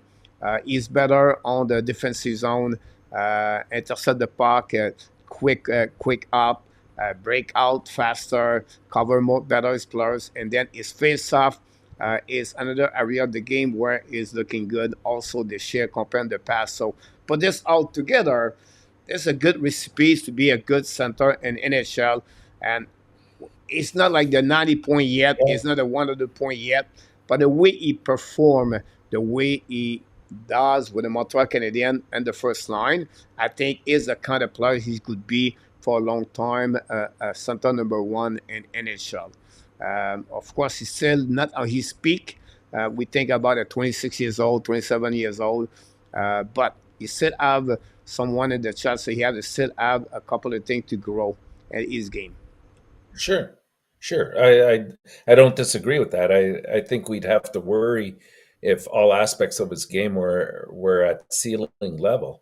Then you'd question your question from before a little bit more, and even the captaincy coach, like you consider he's probably, if not in the toughest market, one of the toughest markets to sort of deal with the media, the fans, the pressure that comes with being a captain of a team that's a legacy in all regards. It's not an easy chore, and you see he's got the patience, he's got the demeanor, He's got the style to accept it with grace, almost like a Jean Vellebo type of way of approaching things. He's the perfect spokesperson, even though he's very quiet. He's the spokesperson for the team and for the organization. So I that's one of the trades that we made that really is paying off in a big way for us, and I hope he continues to grow in this fashion. That's all right. Another, I would bring another things. I think maybe it was behind the fact he didn't have. It was always related to Caulfield, and the last 2 3 years, right? The right winger has been like an open door, like from RHP to go with Slafkovsky to Anderson to Hoffman, name it, Dark and at Monahan. I can go all the way. Like the list was forever. He always someone on his right side. Now he cannot only think about Caulfield. Now he can relate with Slafkovsky. So his game is more well balanced. So his options are better. And put this for me, this is another area where he become a better hockey player because now he have two solid forward linemen beside him and is considered a good line in NHL. So put this all together, that is coming now, Suzuki. And you can see many play he does. He's not only looking for Caulfield, but he have another option with Slafkovsky, and that grow his game for Suzuki to be that center. A lot of people in the chat is agree with that. And then we have also Gary Conway is in the house. Thanks so much to be with us tonight, Gary. So I think we are all agree about Nick Suzuki, Mr. Enortap. I don't know if anybody else wants to say that. A lot of people comments about Suzuki, but we're going to move on, Mr. Enortap. The ad target. Can you no, you have an yes, article maybe. today? You have an article today talk about. I think it was came from. I cannot remember who it was. 3 players Montreal are maybe looking for the summer. Trevor Zegras, Martin Nekash, and Johnson for the Colorado from the Columbus Blue Jacket. Columbus. I don't know what you think about those 3 players, and I don't know you think Montreal should not targeting one of them and move on and wait for other players about that. I think a lot will depend in terms of two things. Number one, where they land in terms of the draft. That'll be a big determinant. Obviously, if they were fortuitous and they won the lottery and they get somebody like Celebrini, then it takes those targets off the table in my eyes. Secondly, it's part of that development that we spoke about. How many of these prospects that we spoke about earlier will get to the level that they need to in order to augment the current lineup and fill in those spots, either on the second line or third line or wherever the case might be.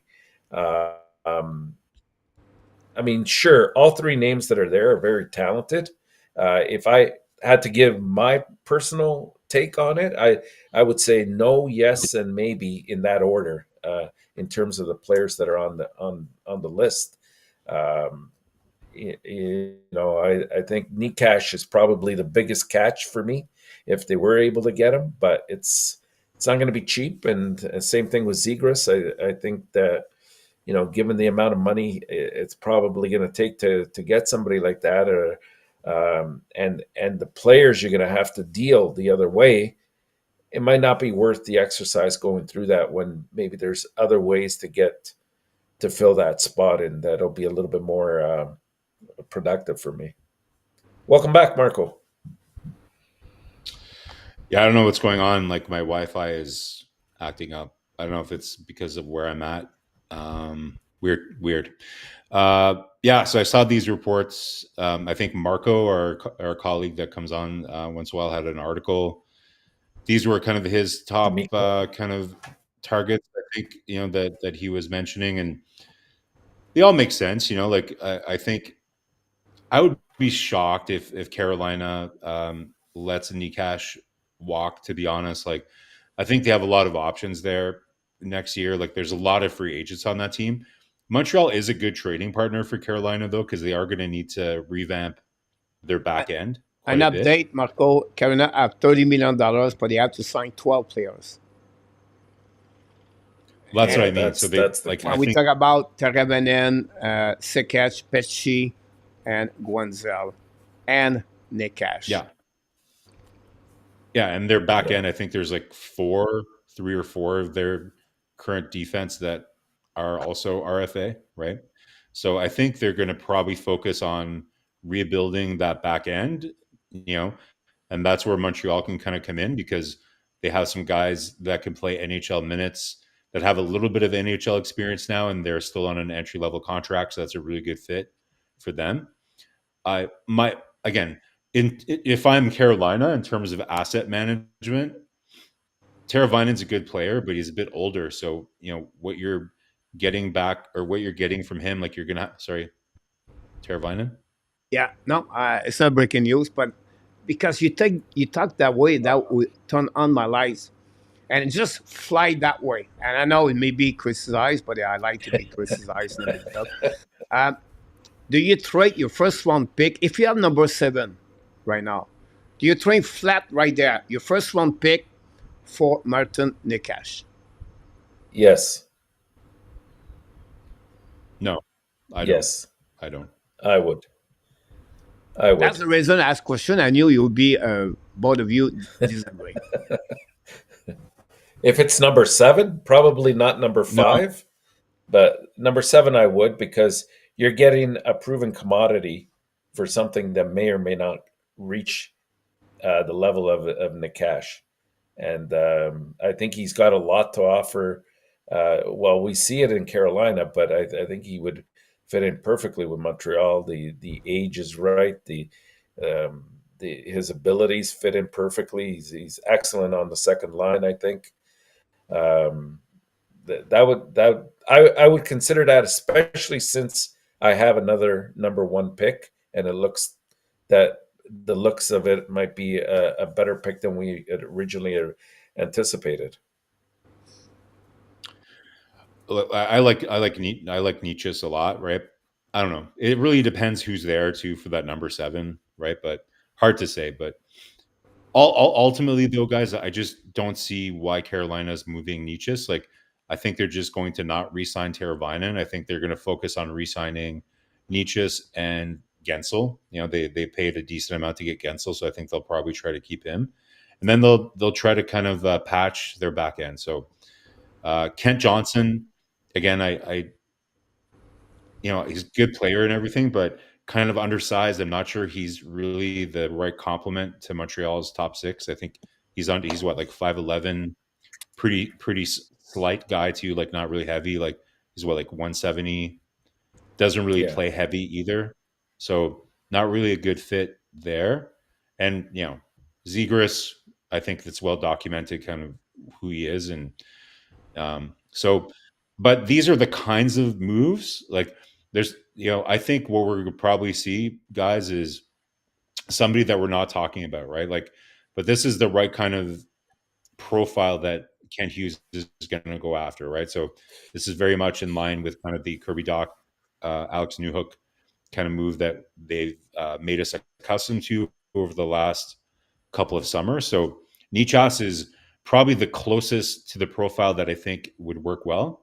I like Nichas, and I'd be willing to do it if you're moving like Mayu and something else, like maybe the Winnipeg pick and Mayu, I would consider doing that for Nichas. But again, I just don't think Carolina is going to do that. I really don't. But we'll have to see. And because I guess this rumor is all based on the fact that they're saying that he doesn't want to be there, but like, why though? Just because he's playing third line minutes this year? Like, I don't know. That's gonna love wow, right? So I don't know.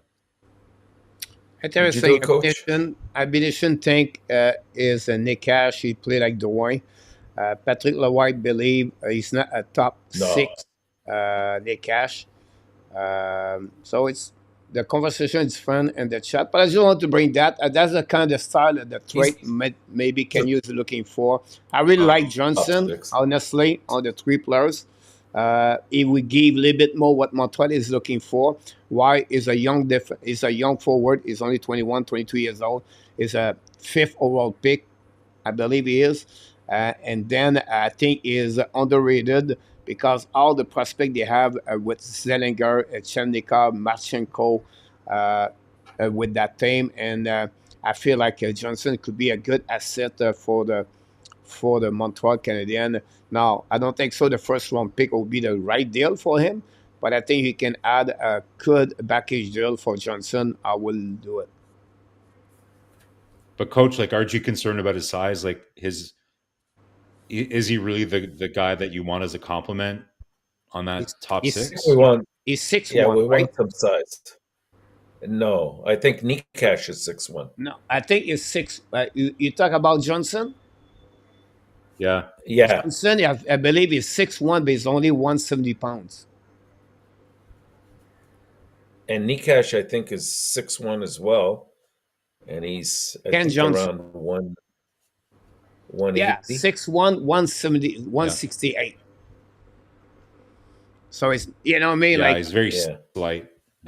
He's slight, of course. But that's the type of player I believe he could be that way for that one. 20-minute guy, I'm going to fly that. I have other things to talk about. Slafkovsky, a star is born for the Montreal Canadiens. And, you know, I make my video today about him. And the reason why, because right now it's not only his talent skill. He realized he can be physical. He realized he can play. He realized he can control. He believes in himself. He trusts himself. Stick angling the puck. He's more confidence on the ice. And now he realized he's 6'3" and 230. And then he realized if you want to play in NHL and stay in NHL, and also he want to play in the playoff, it's a game of the physicality. The lights turn on him. And during my video, I could not do it because it would take too long. But tonight, I want to share it with you guys the goal of Cole Caulfield about this one there. You're going to see the pass from New Hope to Slafkovsky. Slafkovsky right now is on the left corner. He's going maybe on the right at the red line. He's going to get a puck right there. Now, he realized here, Caulfield is going to cut between Montour and Bennett, I believe. And then Tarasenko, by the way. And now you can see now the quick pass right there. Slafkovsky, he paid the price. The easy play at that moment, guys, is chip the puck in the corner. That's it. That's all. But he realized now he can do those kind of play. And now the rest is all about Caulfield around and wrap up the goal for the Montreal Canadiens. It's right here. Now he stopped the puck. You can see for sling, he completely missed. I like the fact Slafkovsky aware to put his legs up to don't have a contact knee to knee right there, right away. And then Tarasenko is coming. His head is up. He can see Caulfield on his, by the way he looked to the puck, and a quick pass right there. Guys, this is not a play you can do at 20 years old. This is, you have to be talented. You have to be skilled to accomplish those play, and that's what he does right now. Slafkovsky, for me, this is another way I feel like Montreal Canadiens have a really good player between their hands, and I don't know if you want to elaborate more about Slafkovsky. Again, yesterday 3 hits. He constantly does 3 to 5 hits per game. I think he has 6 shots the last game, and he was dominate. He was not afraid. I don't have the video. Maybe I have it. I have to look.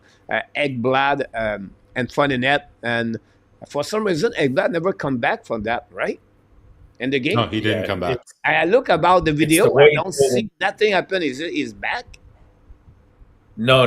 Ekblad he's made of glass. The way when Slafkovsky wrestled with him, he brought him over in such an angle that I think his knee buckled under. So I don't know how serious it is, but that seems to be what contributed to that problem. So you can add about this if you want to. Yeah, but I mean, I couldn't agree more. Like, I think we're starting to see Slafkovsky come into his own. And for me, even the way he gets involved and backs up the other players. We can talk about his achievements offensively, but I think the fact that he's bought into the team and into the culture, into the task of what it means to be a Hab, and the fact that he's a sponge and learning on a daily basis is what's remarkable. Now, the one thing I will say, because this came up quite a bit yesterday in the chat, it's not fair to compare number one picks overall from year to year and say, well, you know what, he doesn't have McDavid's kind of points, or he doesn't have so and so's kind of points, But when you look at the draft and you look at the players that are available, I mean, if I had to, and I know it's very, very early, but if I had to redo the draft of Slafkovsky, I still take him number one overall. Yeah. So yeah, I noticed that in the chat too, and I think Coach covered that in his video today, right? Like you can't really go comparing first overall picks. Not really a fair exercise. But guys, like I've been saying this from the beginning. If you go back and watch our talks about Slafkovsky, you'll remember like the way that I described it is Slafkovsky's superpower as a hockey player is creative, high-end, elite passing skills off cycle games or off the boards. That's where he's going to excel in the NHL. And the play that you just showed, Coach, is exactly that, right? Rolling off a guy, being able to do quick and really creative give and go plays with teammates, finding players. That's Slafkovsky. He's gonna have more assists in the NHL than he's gonna have goals. So this is exactly kind of what I didn't expect it to be as consistent at this stage. Like that's to me what is the most kind of impressive about Slafkovsky is, can you think of a game that he had where he was invisible? Like there's been games where he's been less impactful, but I can't think of a game where he didn't at least have 2 or 3 moments in the game where he is noticeable, right? And is creating something. I'd say it's almost like it's not just his games that are consistent, it's almost every shift that he's consistent. Now he's not producing points every shift, but he's making things happen pretty consistently. The other thing I want to say about that, earlier I was talking about how Martin St. Louis' game plan going into Florida was beating them at their own game, being physical, going to the net, being tankerous, like Burke would say, or whatever the word is, right?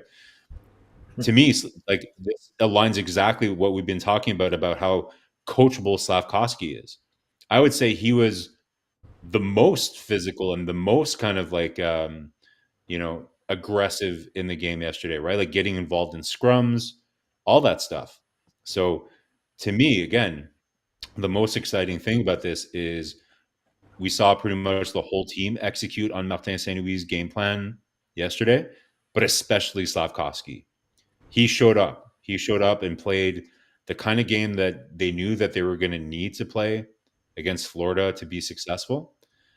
So these are really exciting times, guys. Like, again, we're not sure how it's going to play out. It's very early. We don't know who Cooley's going to be. We don't know who Shane Wright's going to be in the end. Like I said, I think we had this chat between the three of us in our own private chat, guys, and it came up in the chat yesterday. Could it be that Shane Wright ends up getting more points in the NHL than Slafkovsky in the future? Maybe. Could Logan Cooley get more points in his NHL career than Slafkovsky? Maybe. But at the end of the day, how things are looking right now, I like Montreal's pick. I like the guy. I like his dedication to the team. I think he's going to be a really, really important player for Montreal during the playoffs in particular. And he's just very unique in terms of what he brings. So, again, if you're just going to be looking at points, okay. And he just turned 20.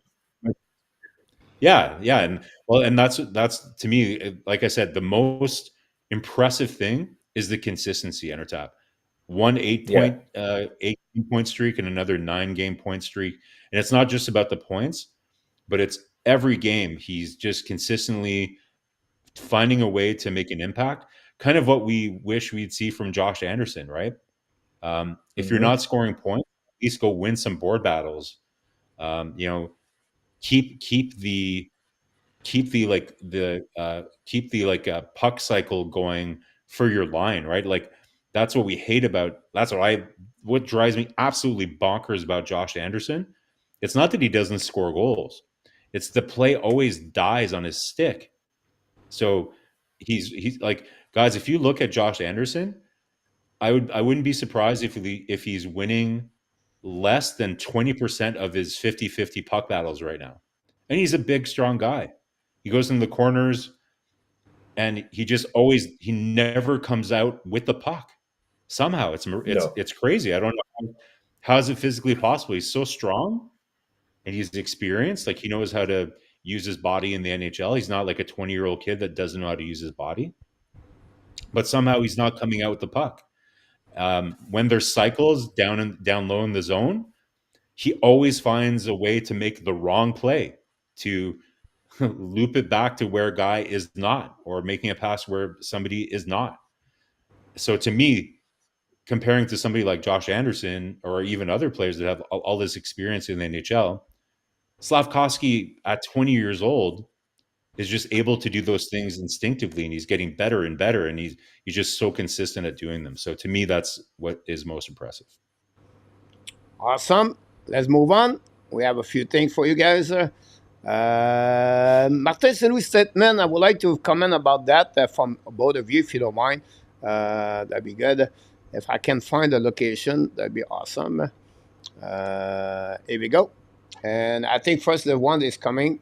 I tell them all the time they are going to live and the house they are building. So you better off taking care of your house. That's youth.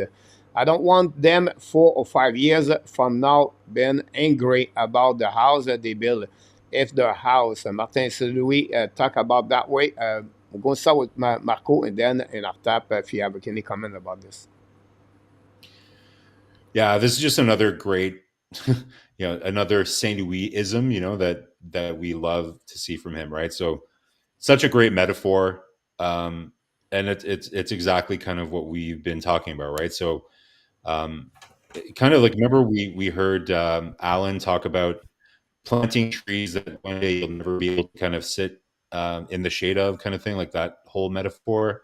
It's kind of like that, right? Like, but with the young players that Montreal has, the house that they're building or the trees that they're planting, whatever metaphor you want to use, they are going to be there to hopefully to enjoy the benefits of it, right?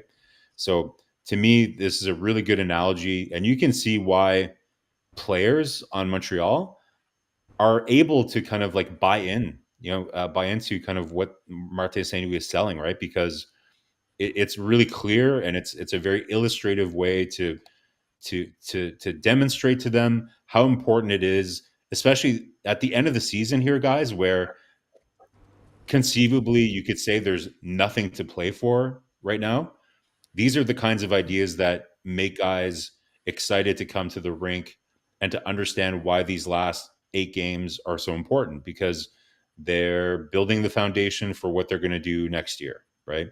So I love this from St. Louis. I think it's a great metaphor, and it's a good cautionary tale for the young players, that everything that they're doing now is setting the stage for not just next year, but because I think generally these kids, they like each other, right? They seem to have a really close group. They want to grow together, and if you're going to build something together, then do it right the first time, and that way you don't have to kind of redo it over again, like they say. Great quote. Yeah, I agree with that.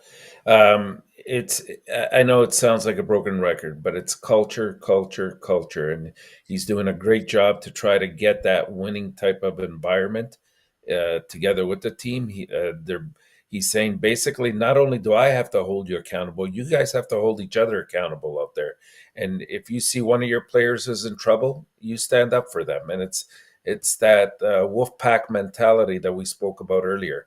I think that's how you build towards success in my eyes. And like you said, they're all young pretty much, with a couple of veterans on the team that are sort of the glue to the team right now.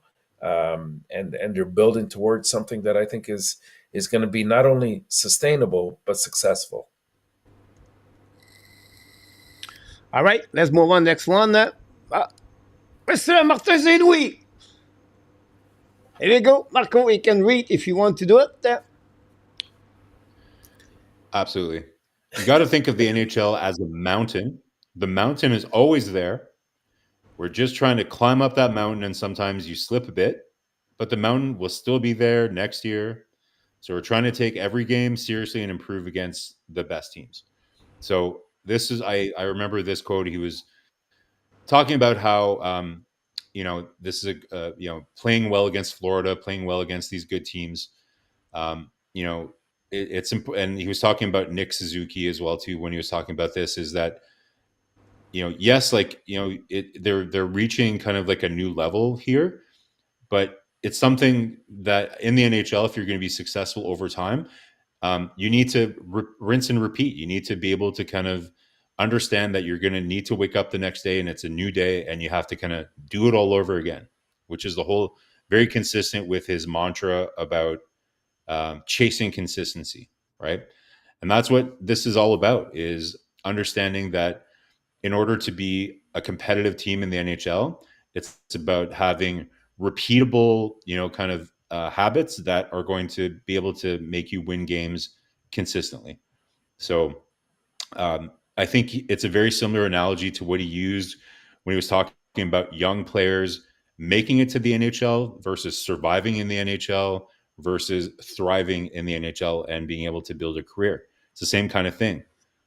Getting to the NHL is not the top of the mountain, really. You're just now at the mountain, and you need to continue climbing, and really it never ends.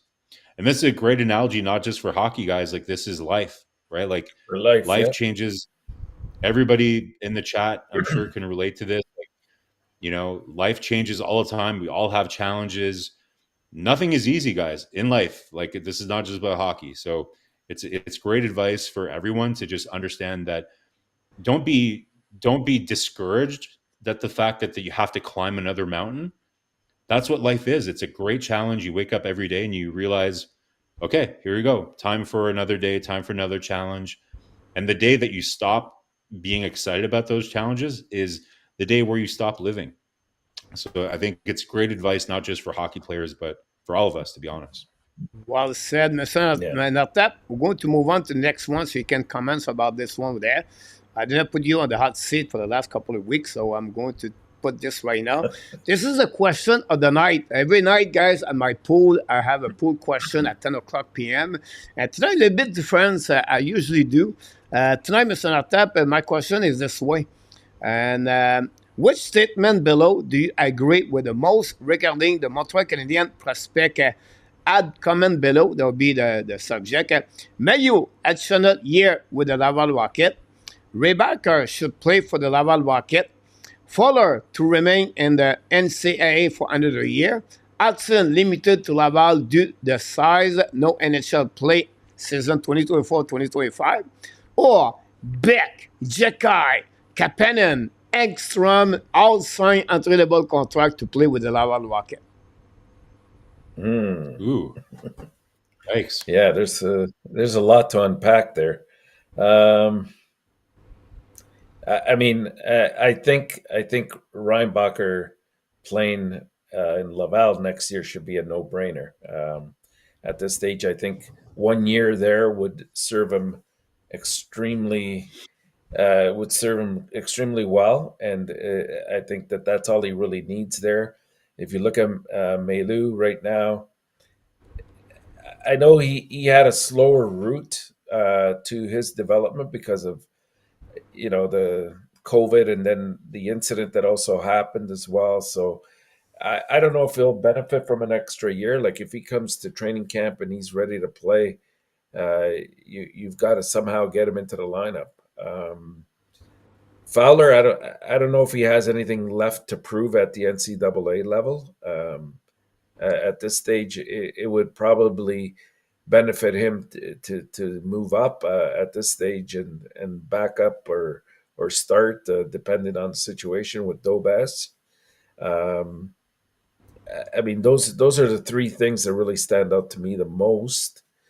So the question's saying, which statement do you agree with the most? Probably Reinbacher playing at Laval. So Enortap, wow, okay, this is good. We finally, I disagree with literally everything you just said. So that's good. We have something to debate about. Yeah. So, like I was saying, like I said off the top, I don't see any reason why we should assume or limit whether Mayu or Reinbacher will make the team next year. It really depends on them. It depends if they finish the year strong, they have a good training camp, they have a good summer, good training camp, and they're able to execute what the coaches want them to do, and they can play at the NHL level. Great. Like I don't see, like you might So be we right. agree. Like that could happen. Well, no, you were saying that you think that you strongly agree that Reinbacher would benefit from another year in Laval. I'm saying Well, we don't know. we're talking about Melu, right? We're talking about Melu. No, I think if he Reinbacher. comes in and has if he comes in and has a strong training camp, why shouldn't he Yeah, be put on the team as yeah. soon as possible? And same thing with Mayu. Like I would say, like in both cases, so out of everything here, the thing I agree with the strongest is Fowler to stay in the NCAA for another year because Oh I wow. don't think that. Yeah, like Mark Denis was talking about this again on Angers today. He made a great comparison to Spencer Knight in Florida, right? Very similar path. Like they actually played at the same college, very similar statistics, and Florida rushed him a little too fast.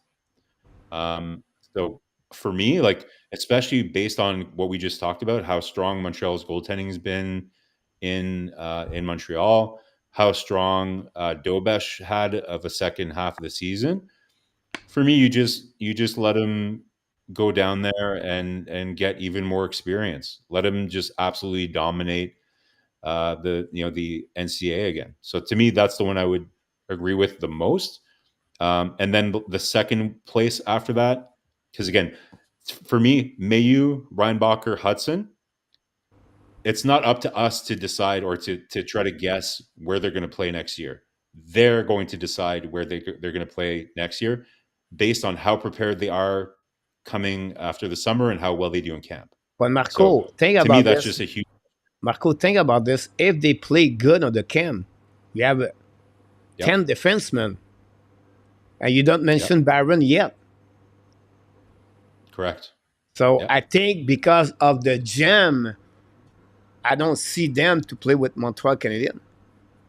You might have to give him an extra year because of it. I don't know about that, guys. Like, I think ultimately next year, based on kind of what remember, we've been saying that the management team, I think they're going to want to compete next year. I don't know, they're not going to go all in or anything like that, but I think they're going to want to ice the best team they can to be competitive. So obviously, that like there's too many defensemen. We know that, right? So Yeah. I think that they're going to probably move one or two this summer, so that's going to help the logjam a little bit. But after that, I think it's Yeah. just going to be whoever earns a spot. That's going to be a massive dogfight to get in there. Yeah. Yeah, I don't think if they move determined. if they move one or two of them, then obviously I can see that. But otherwise, what it does is it allows them the luxury to develop them at a Mhm. slightly slower pace, so that when they do come up, they don't have to do what they've been doing with Jackeye and with Harris. Well, Harris slightly, but with Barron, where maybe they need a stint down in Laval or something and send them down at that stage. So I think it's a good situation to be in because you're working from abundance. And if they need that extra year, why not? I Well, if they agree. need If it, they're doing very well, maybe they have to replace somebody. I get that. Trade if you have to a couple pieces so that you make that room available. I mean, keep in mind that also Savard will probably be gone at some point next year. Matheson could very well be used as a trade chip. And if you got these guys coming in, you're not going to miss them as much. Yeah. Well, the question is, which one do I agree with? I mean, none of like that. So the one I agree with the least is Locker Room Report, Iginla, Hazelman, and Catton. They have an article today said the Montreal Canadiens have spoke at least 4 times with DJ Iginla. And we know both Hazelman and Catton are in the mix. And if Montreal pick number 7, guys, I don't see Lindstrom or 6 to be there. I see him to be out. So they have 3 players, I believe, going to be available. Yes, maybe Demidov, but I don't see that. Anyhow, do you think Montreal should get Iginla at the early pick and the NHL draft 2024? Well, we'll have to see. We'll have to see where how the list and the rankings end up at the end of it all. I always like to look at the McKenzie one because it seems to be most accurate in terms of how he projects them based on the talks he has with agents and scouts. But I'll tell you something. It doesn't surprise me that they've spoken to Iginla 4 times because, I mean, one of the common threads that we've talked about all night here is about the culture and the character of the players that they're trying to bring in. And to me, that sounds like an avenue to pursue. Now, you can make the argument, is 5th pick overall or 6th, is that too early for Iginla? That's a different conversation. But if we're talking about the type of player, then it seems to fit. So again, guys, like Ken Hughes and the scouting department is going to have way more data than, they have tentacles all over the place, talking to coaches, equipment managers, family, friends, digging in deep to all 3 of these guys and trying to understand them all, right?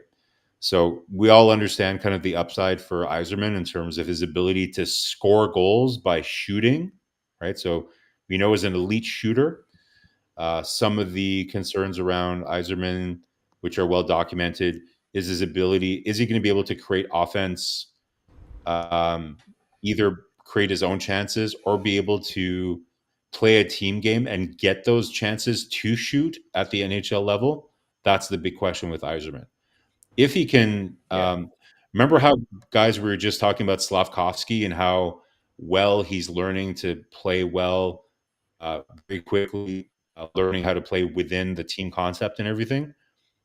That's what we're not seeing from Yzerman, and why he's kind of going down, going down the rankings. Right, is his ability to kind of to play well with others. I guess, like, I know it's not kindergarten, but that kind of thing, right? So there's no question, though, he has an elite shot. Iginla has less of those natural abilities, but he has all the intangibles that you want. And nobody is saying that Yzerman is a bad kid. It's not that he has bad character, right? Like, so really it comes down to whether Montreal is confident that, because he's going to be going to Boston College next year, Yzerman, right? So are they confident that they're going to be able to work with them to unlock his potential so that he'll be able to use his best tool, which is his shot, at the NHL level? I think that's the biggest factor. Out of all 3 of these guys, again, we don't have all the information, but there's no reports about any of these guys potentially having character issues or anything like that. The thing with Catton, maybe the only negative thing that you hear is that maybe he's not as engaged on both sides of the puck, maybe, as Iginla is. But he has elite skill and vision, and he has 53 or 54 goals. So pretty impressive output for him. But he's not, for a guy his size, he's shifty, but he's not the fastest guy for a small guy either, right? He's shifty, but he doesn't have elite skating. Like, he has elite skating in terms of his edges and everything else, but his speed, like his breakaway speed, is not necessarily there. And for a small guy, you'd have to be really, really smart to succeed at the NHL level and not have elite speed. So it's a tough question, Coach. Like we don't have all the data. You know, I'm trying to watch some of the games. My and question will be different a bit. Like, do you draft Iginla at the top at the pick number 5, 6, 7? Yeah, that's what I mean. Alluding to before. That's a different question altogether. But again, for what you have right now, that's my question. Like, you know what's going on now. It's like we don't know what they are thinking. I understand that, but right now, do you want to pick Iginla? I would love to. So I would love to pick him. Sorry, Marko. I love his character from everything I'm seeing, and so far the reports I'm reading, like this guy is a gamer. Like it almost reminds me of the year with Kokaniemi, and you know we passed on Tkachuk. It's almost that kind of a feeling that I get with Iginla and what we were anticipating for Tkachuk, for Brady Tkachuk. So if that's the case, like my only concern is if we get, say, the 4th or the 5th pick or even the 6th, is picking Iginla at that spot the right thing to do? So here's a way that I'll approach it, Coach. Not what I would do, but let's talk about what I think based on previous actions. What I think Montreal has showed us what they will do. One thing that they've showed us is that Montreal so far likes to bet on players with more certain floors, more so than taking a swing for somebody that potentially has a higher ceiling. So all that to say, they're a little bit more conservative, right? They're going to probably go with the player that they have the most confidence that their ceiling or that their floor is going to is a little bit safer. So out of all these players, to me, the safest pick out of all of them is Iginla because of his work ethic and because of all those intangible things. Yzerman and Catton, their upside, I think, is not like 40 times higher than Iginla, but it's a notch over Iginla in terms of their offensive potential, in my opinion, right? Yzerman in terms of his shooting, Catton or his overall kind of like playmaking and dynamism and all that. So their upside arguably is higher than Iginla, but especially based on them picking Reinbacher, seems like that was kind of the conservative pick. If that's kind of the approach that they're going to take, my bet would be that they would go with Iginla over somebody that has a bit of a riskier profile. That's my opinion. The time we tell us what it's going to look like, some people, Catton, 116 points. Yzerman from Sean said he is about a couple of goals behind Rick. Sean McIntyre said Yzerman is 9 goals away from Cole Caulfield. Yep. And then you have Iginla have 84 points we were just telling people, Coach, to just look. We're just telling people not to just look at goals and statistics, right? Like not just look at the totals. I invite you go watch some of Cole Yzerman's game. Again, shooting. I'll use the Mike Hoffman example, right? Shooting is an important part of hockey, but playing hockey is not just shooting the puck. You have to be able to read the play, be in the right place, have the right timing in order to be in a position to shoot the puck, right? That's where Cole Yzerman, there's some people that think his ability to kind of, his abilities, are they going to translate to the same level at the NHL when it's a little bit harder to create your own chances and you're not going to get those open looks? That's the concern with Yzerman. If the game was just, if it was like the All-Star game and it was like shooting targets, he would be first overall because he has the best shot. But that's not what hockey is. Yzerman is a 2006. He is could be on the draft for the year after that is August 29. For me, Eiserman is just the beginning. Like I disagree when you evaluate Eiserman. Eiserman is going to be a great scorer in NHL. He's just there. He dominated the USHL. He's the youngest player in USHL. Like at some point, you have to realize his age versus the player he played. He played with all. He's the youngest one. He's still scoring goal. It's not like he's going to be perfect. Yeah, look the Caulfield when he played. It was not great. He was just shoot that puck. He got the puck at the at the same place on the left corner, like Ovechkin did all night long. That was Caulfield doing this. Then he played at Wisconsin. That's why he's starting to get understand the game more. Now he played with Montreal. He took him. Now Caulfield, look, let's go this year. For me, Eiserman is going to be a 20-25 goal easy in NHL. Yeah, no, I agree with that, Coach. I would just say to that as well. He's also been blessed with some very good line mates as well, so that helps quite a bit. The question is, does he fit into a role as soon as he comes up to, a different situation where a team is not as successful? And next year is going to play with Boston University. That will give us an idea. A little bit better to see him his game on that level. I think for me, I expect a little bit more about my point. I just feel like Eiserman is going to be a better hockey player. What Marko described him more like an old Strom. I don't want to say him a name in NHL, but I feel he's going to be better on Strom in NHL. So again, Coach, what I did say, right, is. So I'm just repeating kind of the evaluations that I've read and that I've been watching, right? Kind of, I've only watched, I think, like 2 or 3 of his games. So that's the evaluation that's out there right now for him. Like I said, though, the important piece of what I said is the Habs scouting team in particular, they have information that we don't. So if they're confident, like you said, he is younger than a lot of the guys in his class.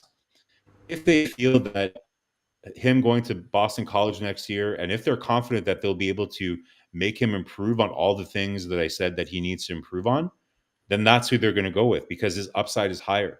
So it's going to depend on how confident they are about his ability to continue to develop, right? If for whatever reason, like if we compare it to Shane Wright, this is a great example, guys. Why did Montreal not draft Shane Wright? My interpretation and what I've read is that the reason that they didn't go with Shane Wright is because he kind of stopped progressing, right? In his draft year, it's not that he had a bad draft year. It's just that it was kind of the same as the year before that.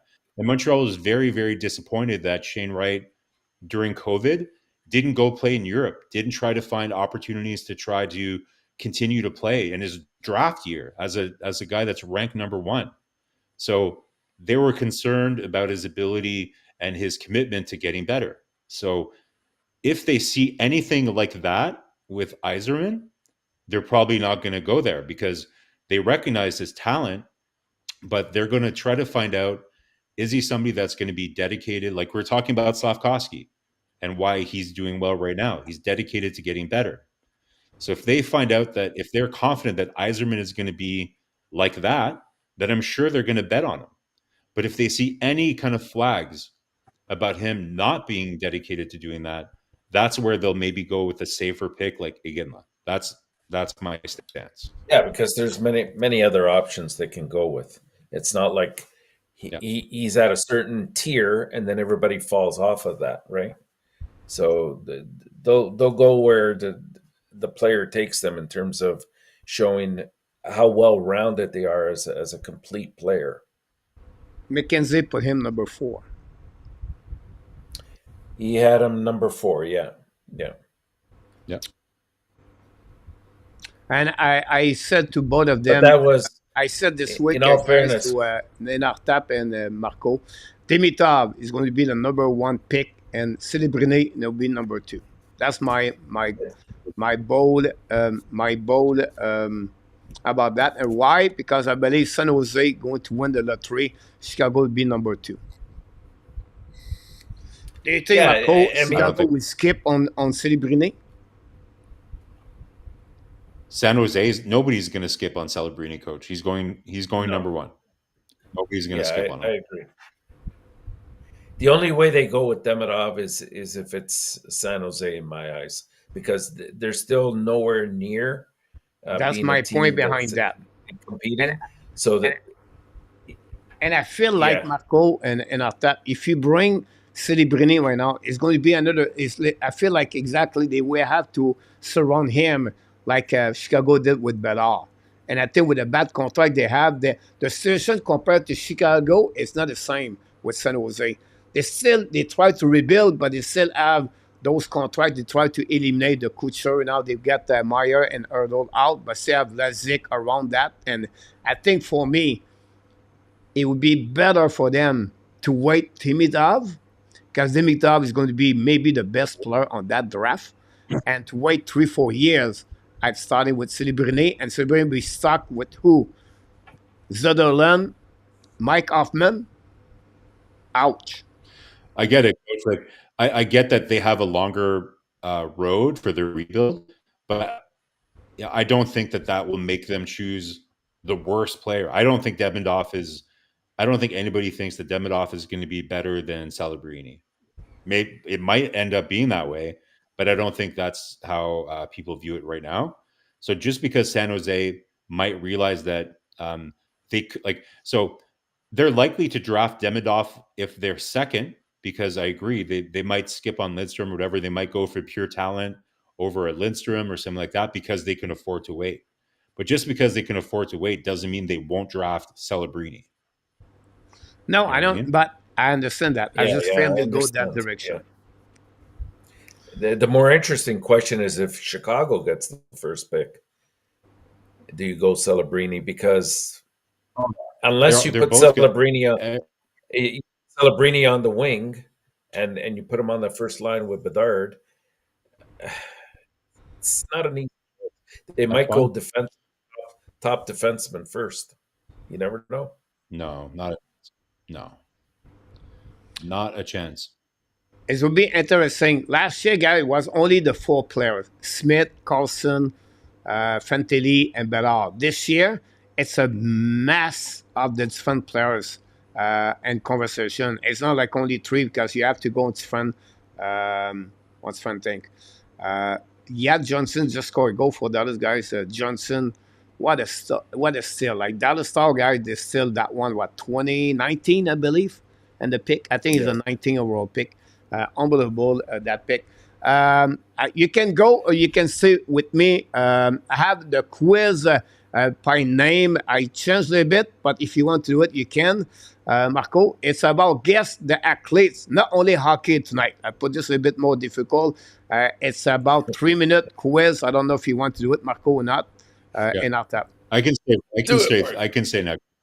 All right, 3 minutes. People in the chat, be ready. We're going to get that one over there. It's a try to get a quiz for my new channel. I'm still working on it, but tonight I make a little bit difference, because I got some feedback. I'm going to make more different news about this one. So I'm going to see you guys here first. But I'm going to disappear. I'm going to be behind, but we can hear your voice. I'm going to stop this at the beginning. Here we go.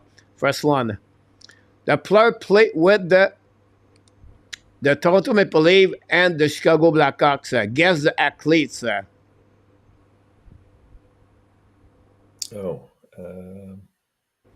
You guys, you said it was too early. Too easy. The first.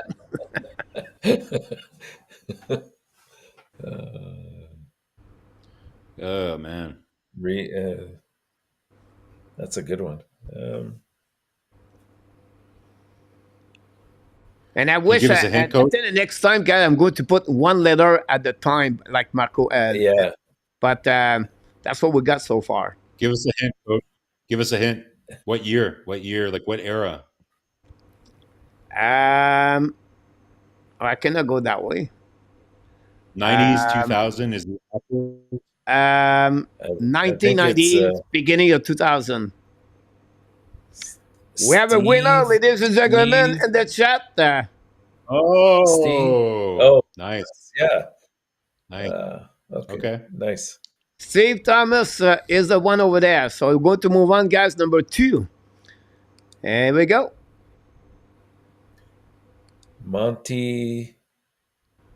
Marty.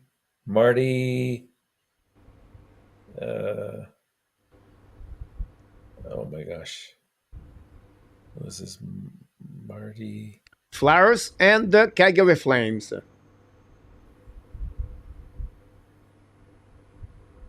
It's not easy one, that one. Playing 2005, around that one.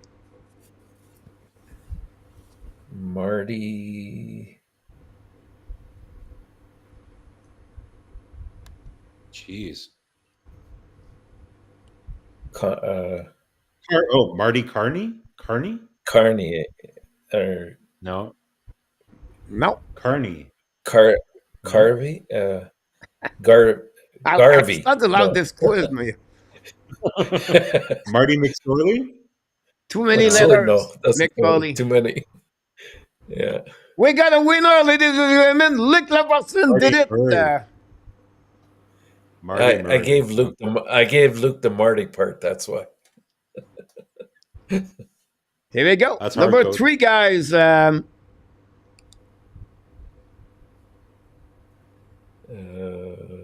Not easy on that one. And I will give you about 10, 15 seconds. I'm going to add one more team. After that, I think that will helping you. Vancouver.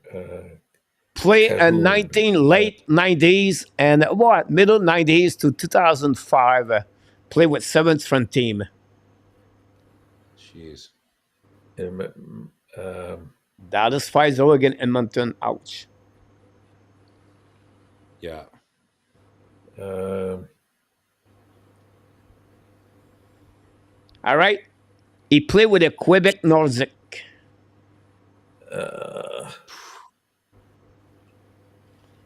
Give me the first nickname, idea. the first name, or the first name. Ben Cahoon. Not a good try. It's a good try, Ben, but you have only 3 letters at Ben. Man, I don't know. No, I don't know. I'm drawing a blank. All right. The first name. The last name. Wow. No, the first name start with a B. First name. Brent. We said Brent. Brent. All right. Brent. You got it? The last name. Brett. Cahoon. Brent Cahoon. Oh, we got a winner. Patrick Lawhite did it. Brent Ashton. Holy jeez. Coach, t'as été fouillé dans les boules à mythe pour celle-là. Holy cow. All right.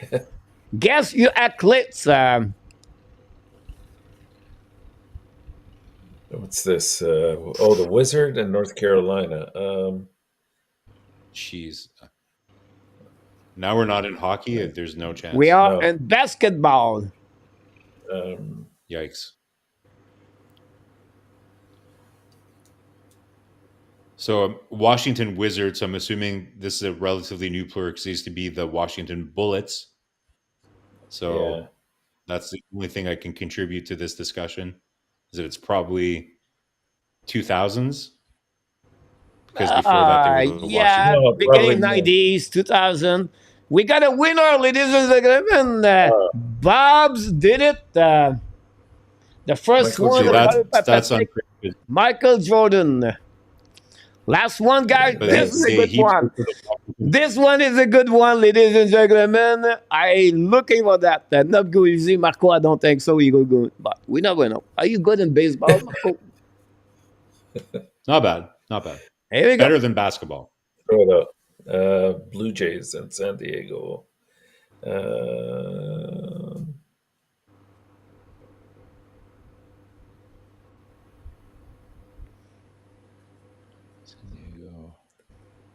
Glover. Where's Sergio Bardi? Glover.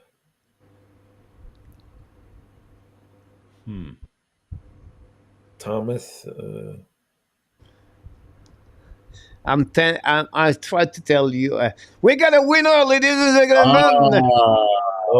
Roberto Alomar is a winner of that one over there. Patrick Lawhite nailed it on that one over there.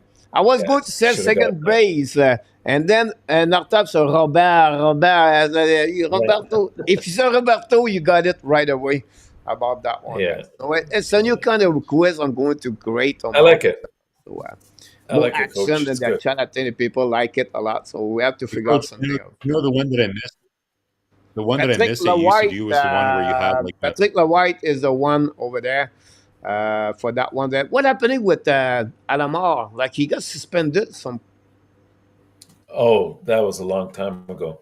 The spitting incident with the umpire. That's happening. Okay, that's Roy said the speeder. The spitter. Over there. Here we go, guys. A big 2 hours, 30 minutes. But I think it was fun to be together. A lot of great contents tonight. I think it was a great show about the hockey tonight. I appreciate that. Montreal Canadiens going to return tomorrow night. Again, the Tampa Bay Lightning. What are your expectations, Marko, and Enortap? Your prediction of the game overall for the Montreal Canadiens. Another big test for the Montreal Canadiens. Huge test. I mean, the fact that the only benefit we have going for us is the fact that they had a big game against the Leafs tonight. So I suspect it'll be close, but Tampa will probably come out on top tomorrow. Yeah, Montreal just does not match up well against Tampa, so we'll get their backup. Like we always get the number 2 goalies this year, so I think it'll be a tough game, but it should be competitive. It should be a close game. It should be close, yeah.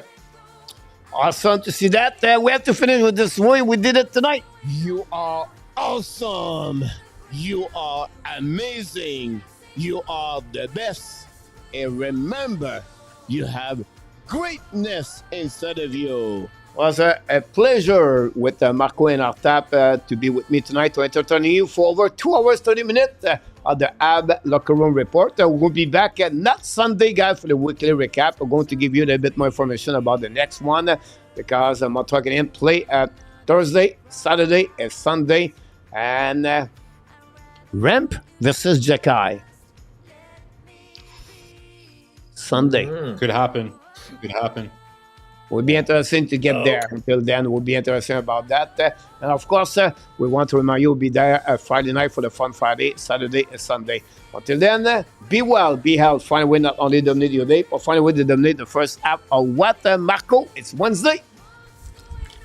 You're 2024. You did it again. Adam, is a great night, everybody. Habs Nation, the Habs Nation podcast, the Hockey Nation. I want to tell you one more thing. We love you, people. Have an amazing, great night. Sweet dream. Thanks to Marko and Enortap. Good night, gentlemen. Good night, Hockey Nation. Good night.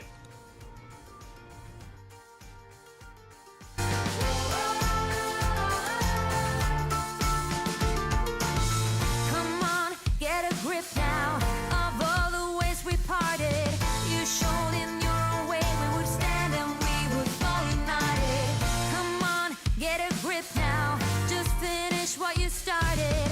Don't like the feeling that I've been fooled, deceived, and so misguided. Oh, oh, oh. What do I know? What's going on now? Is this another breakdown? You and me, should I let go? I do really want to know what's going on now.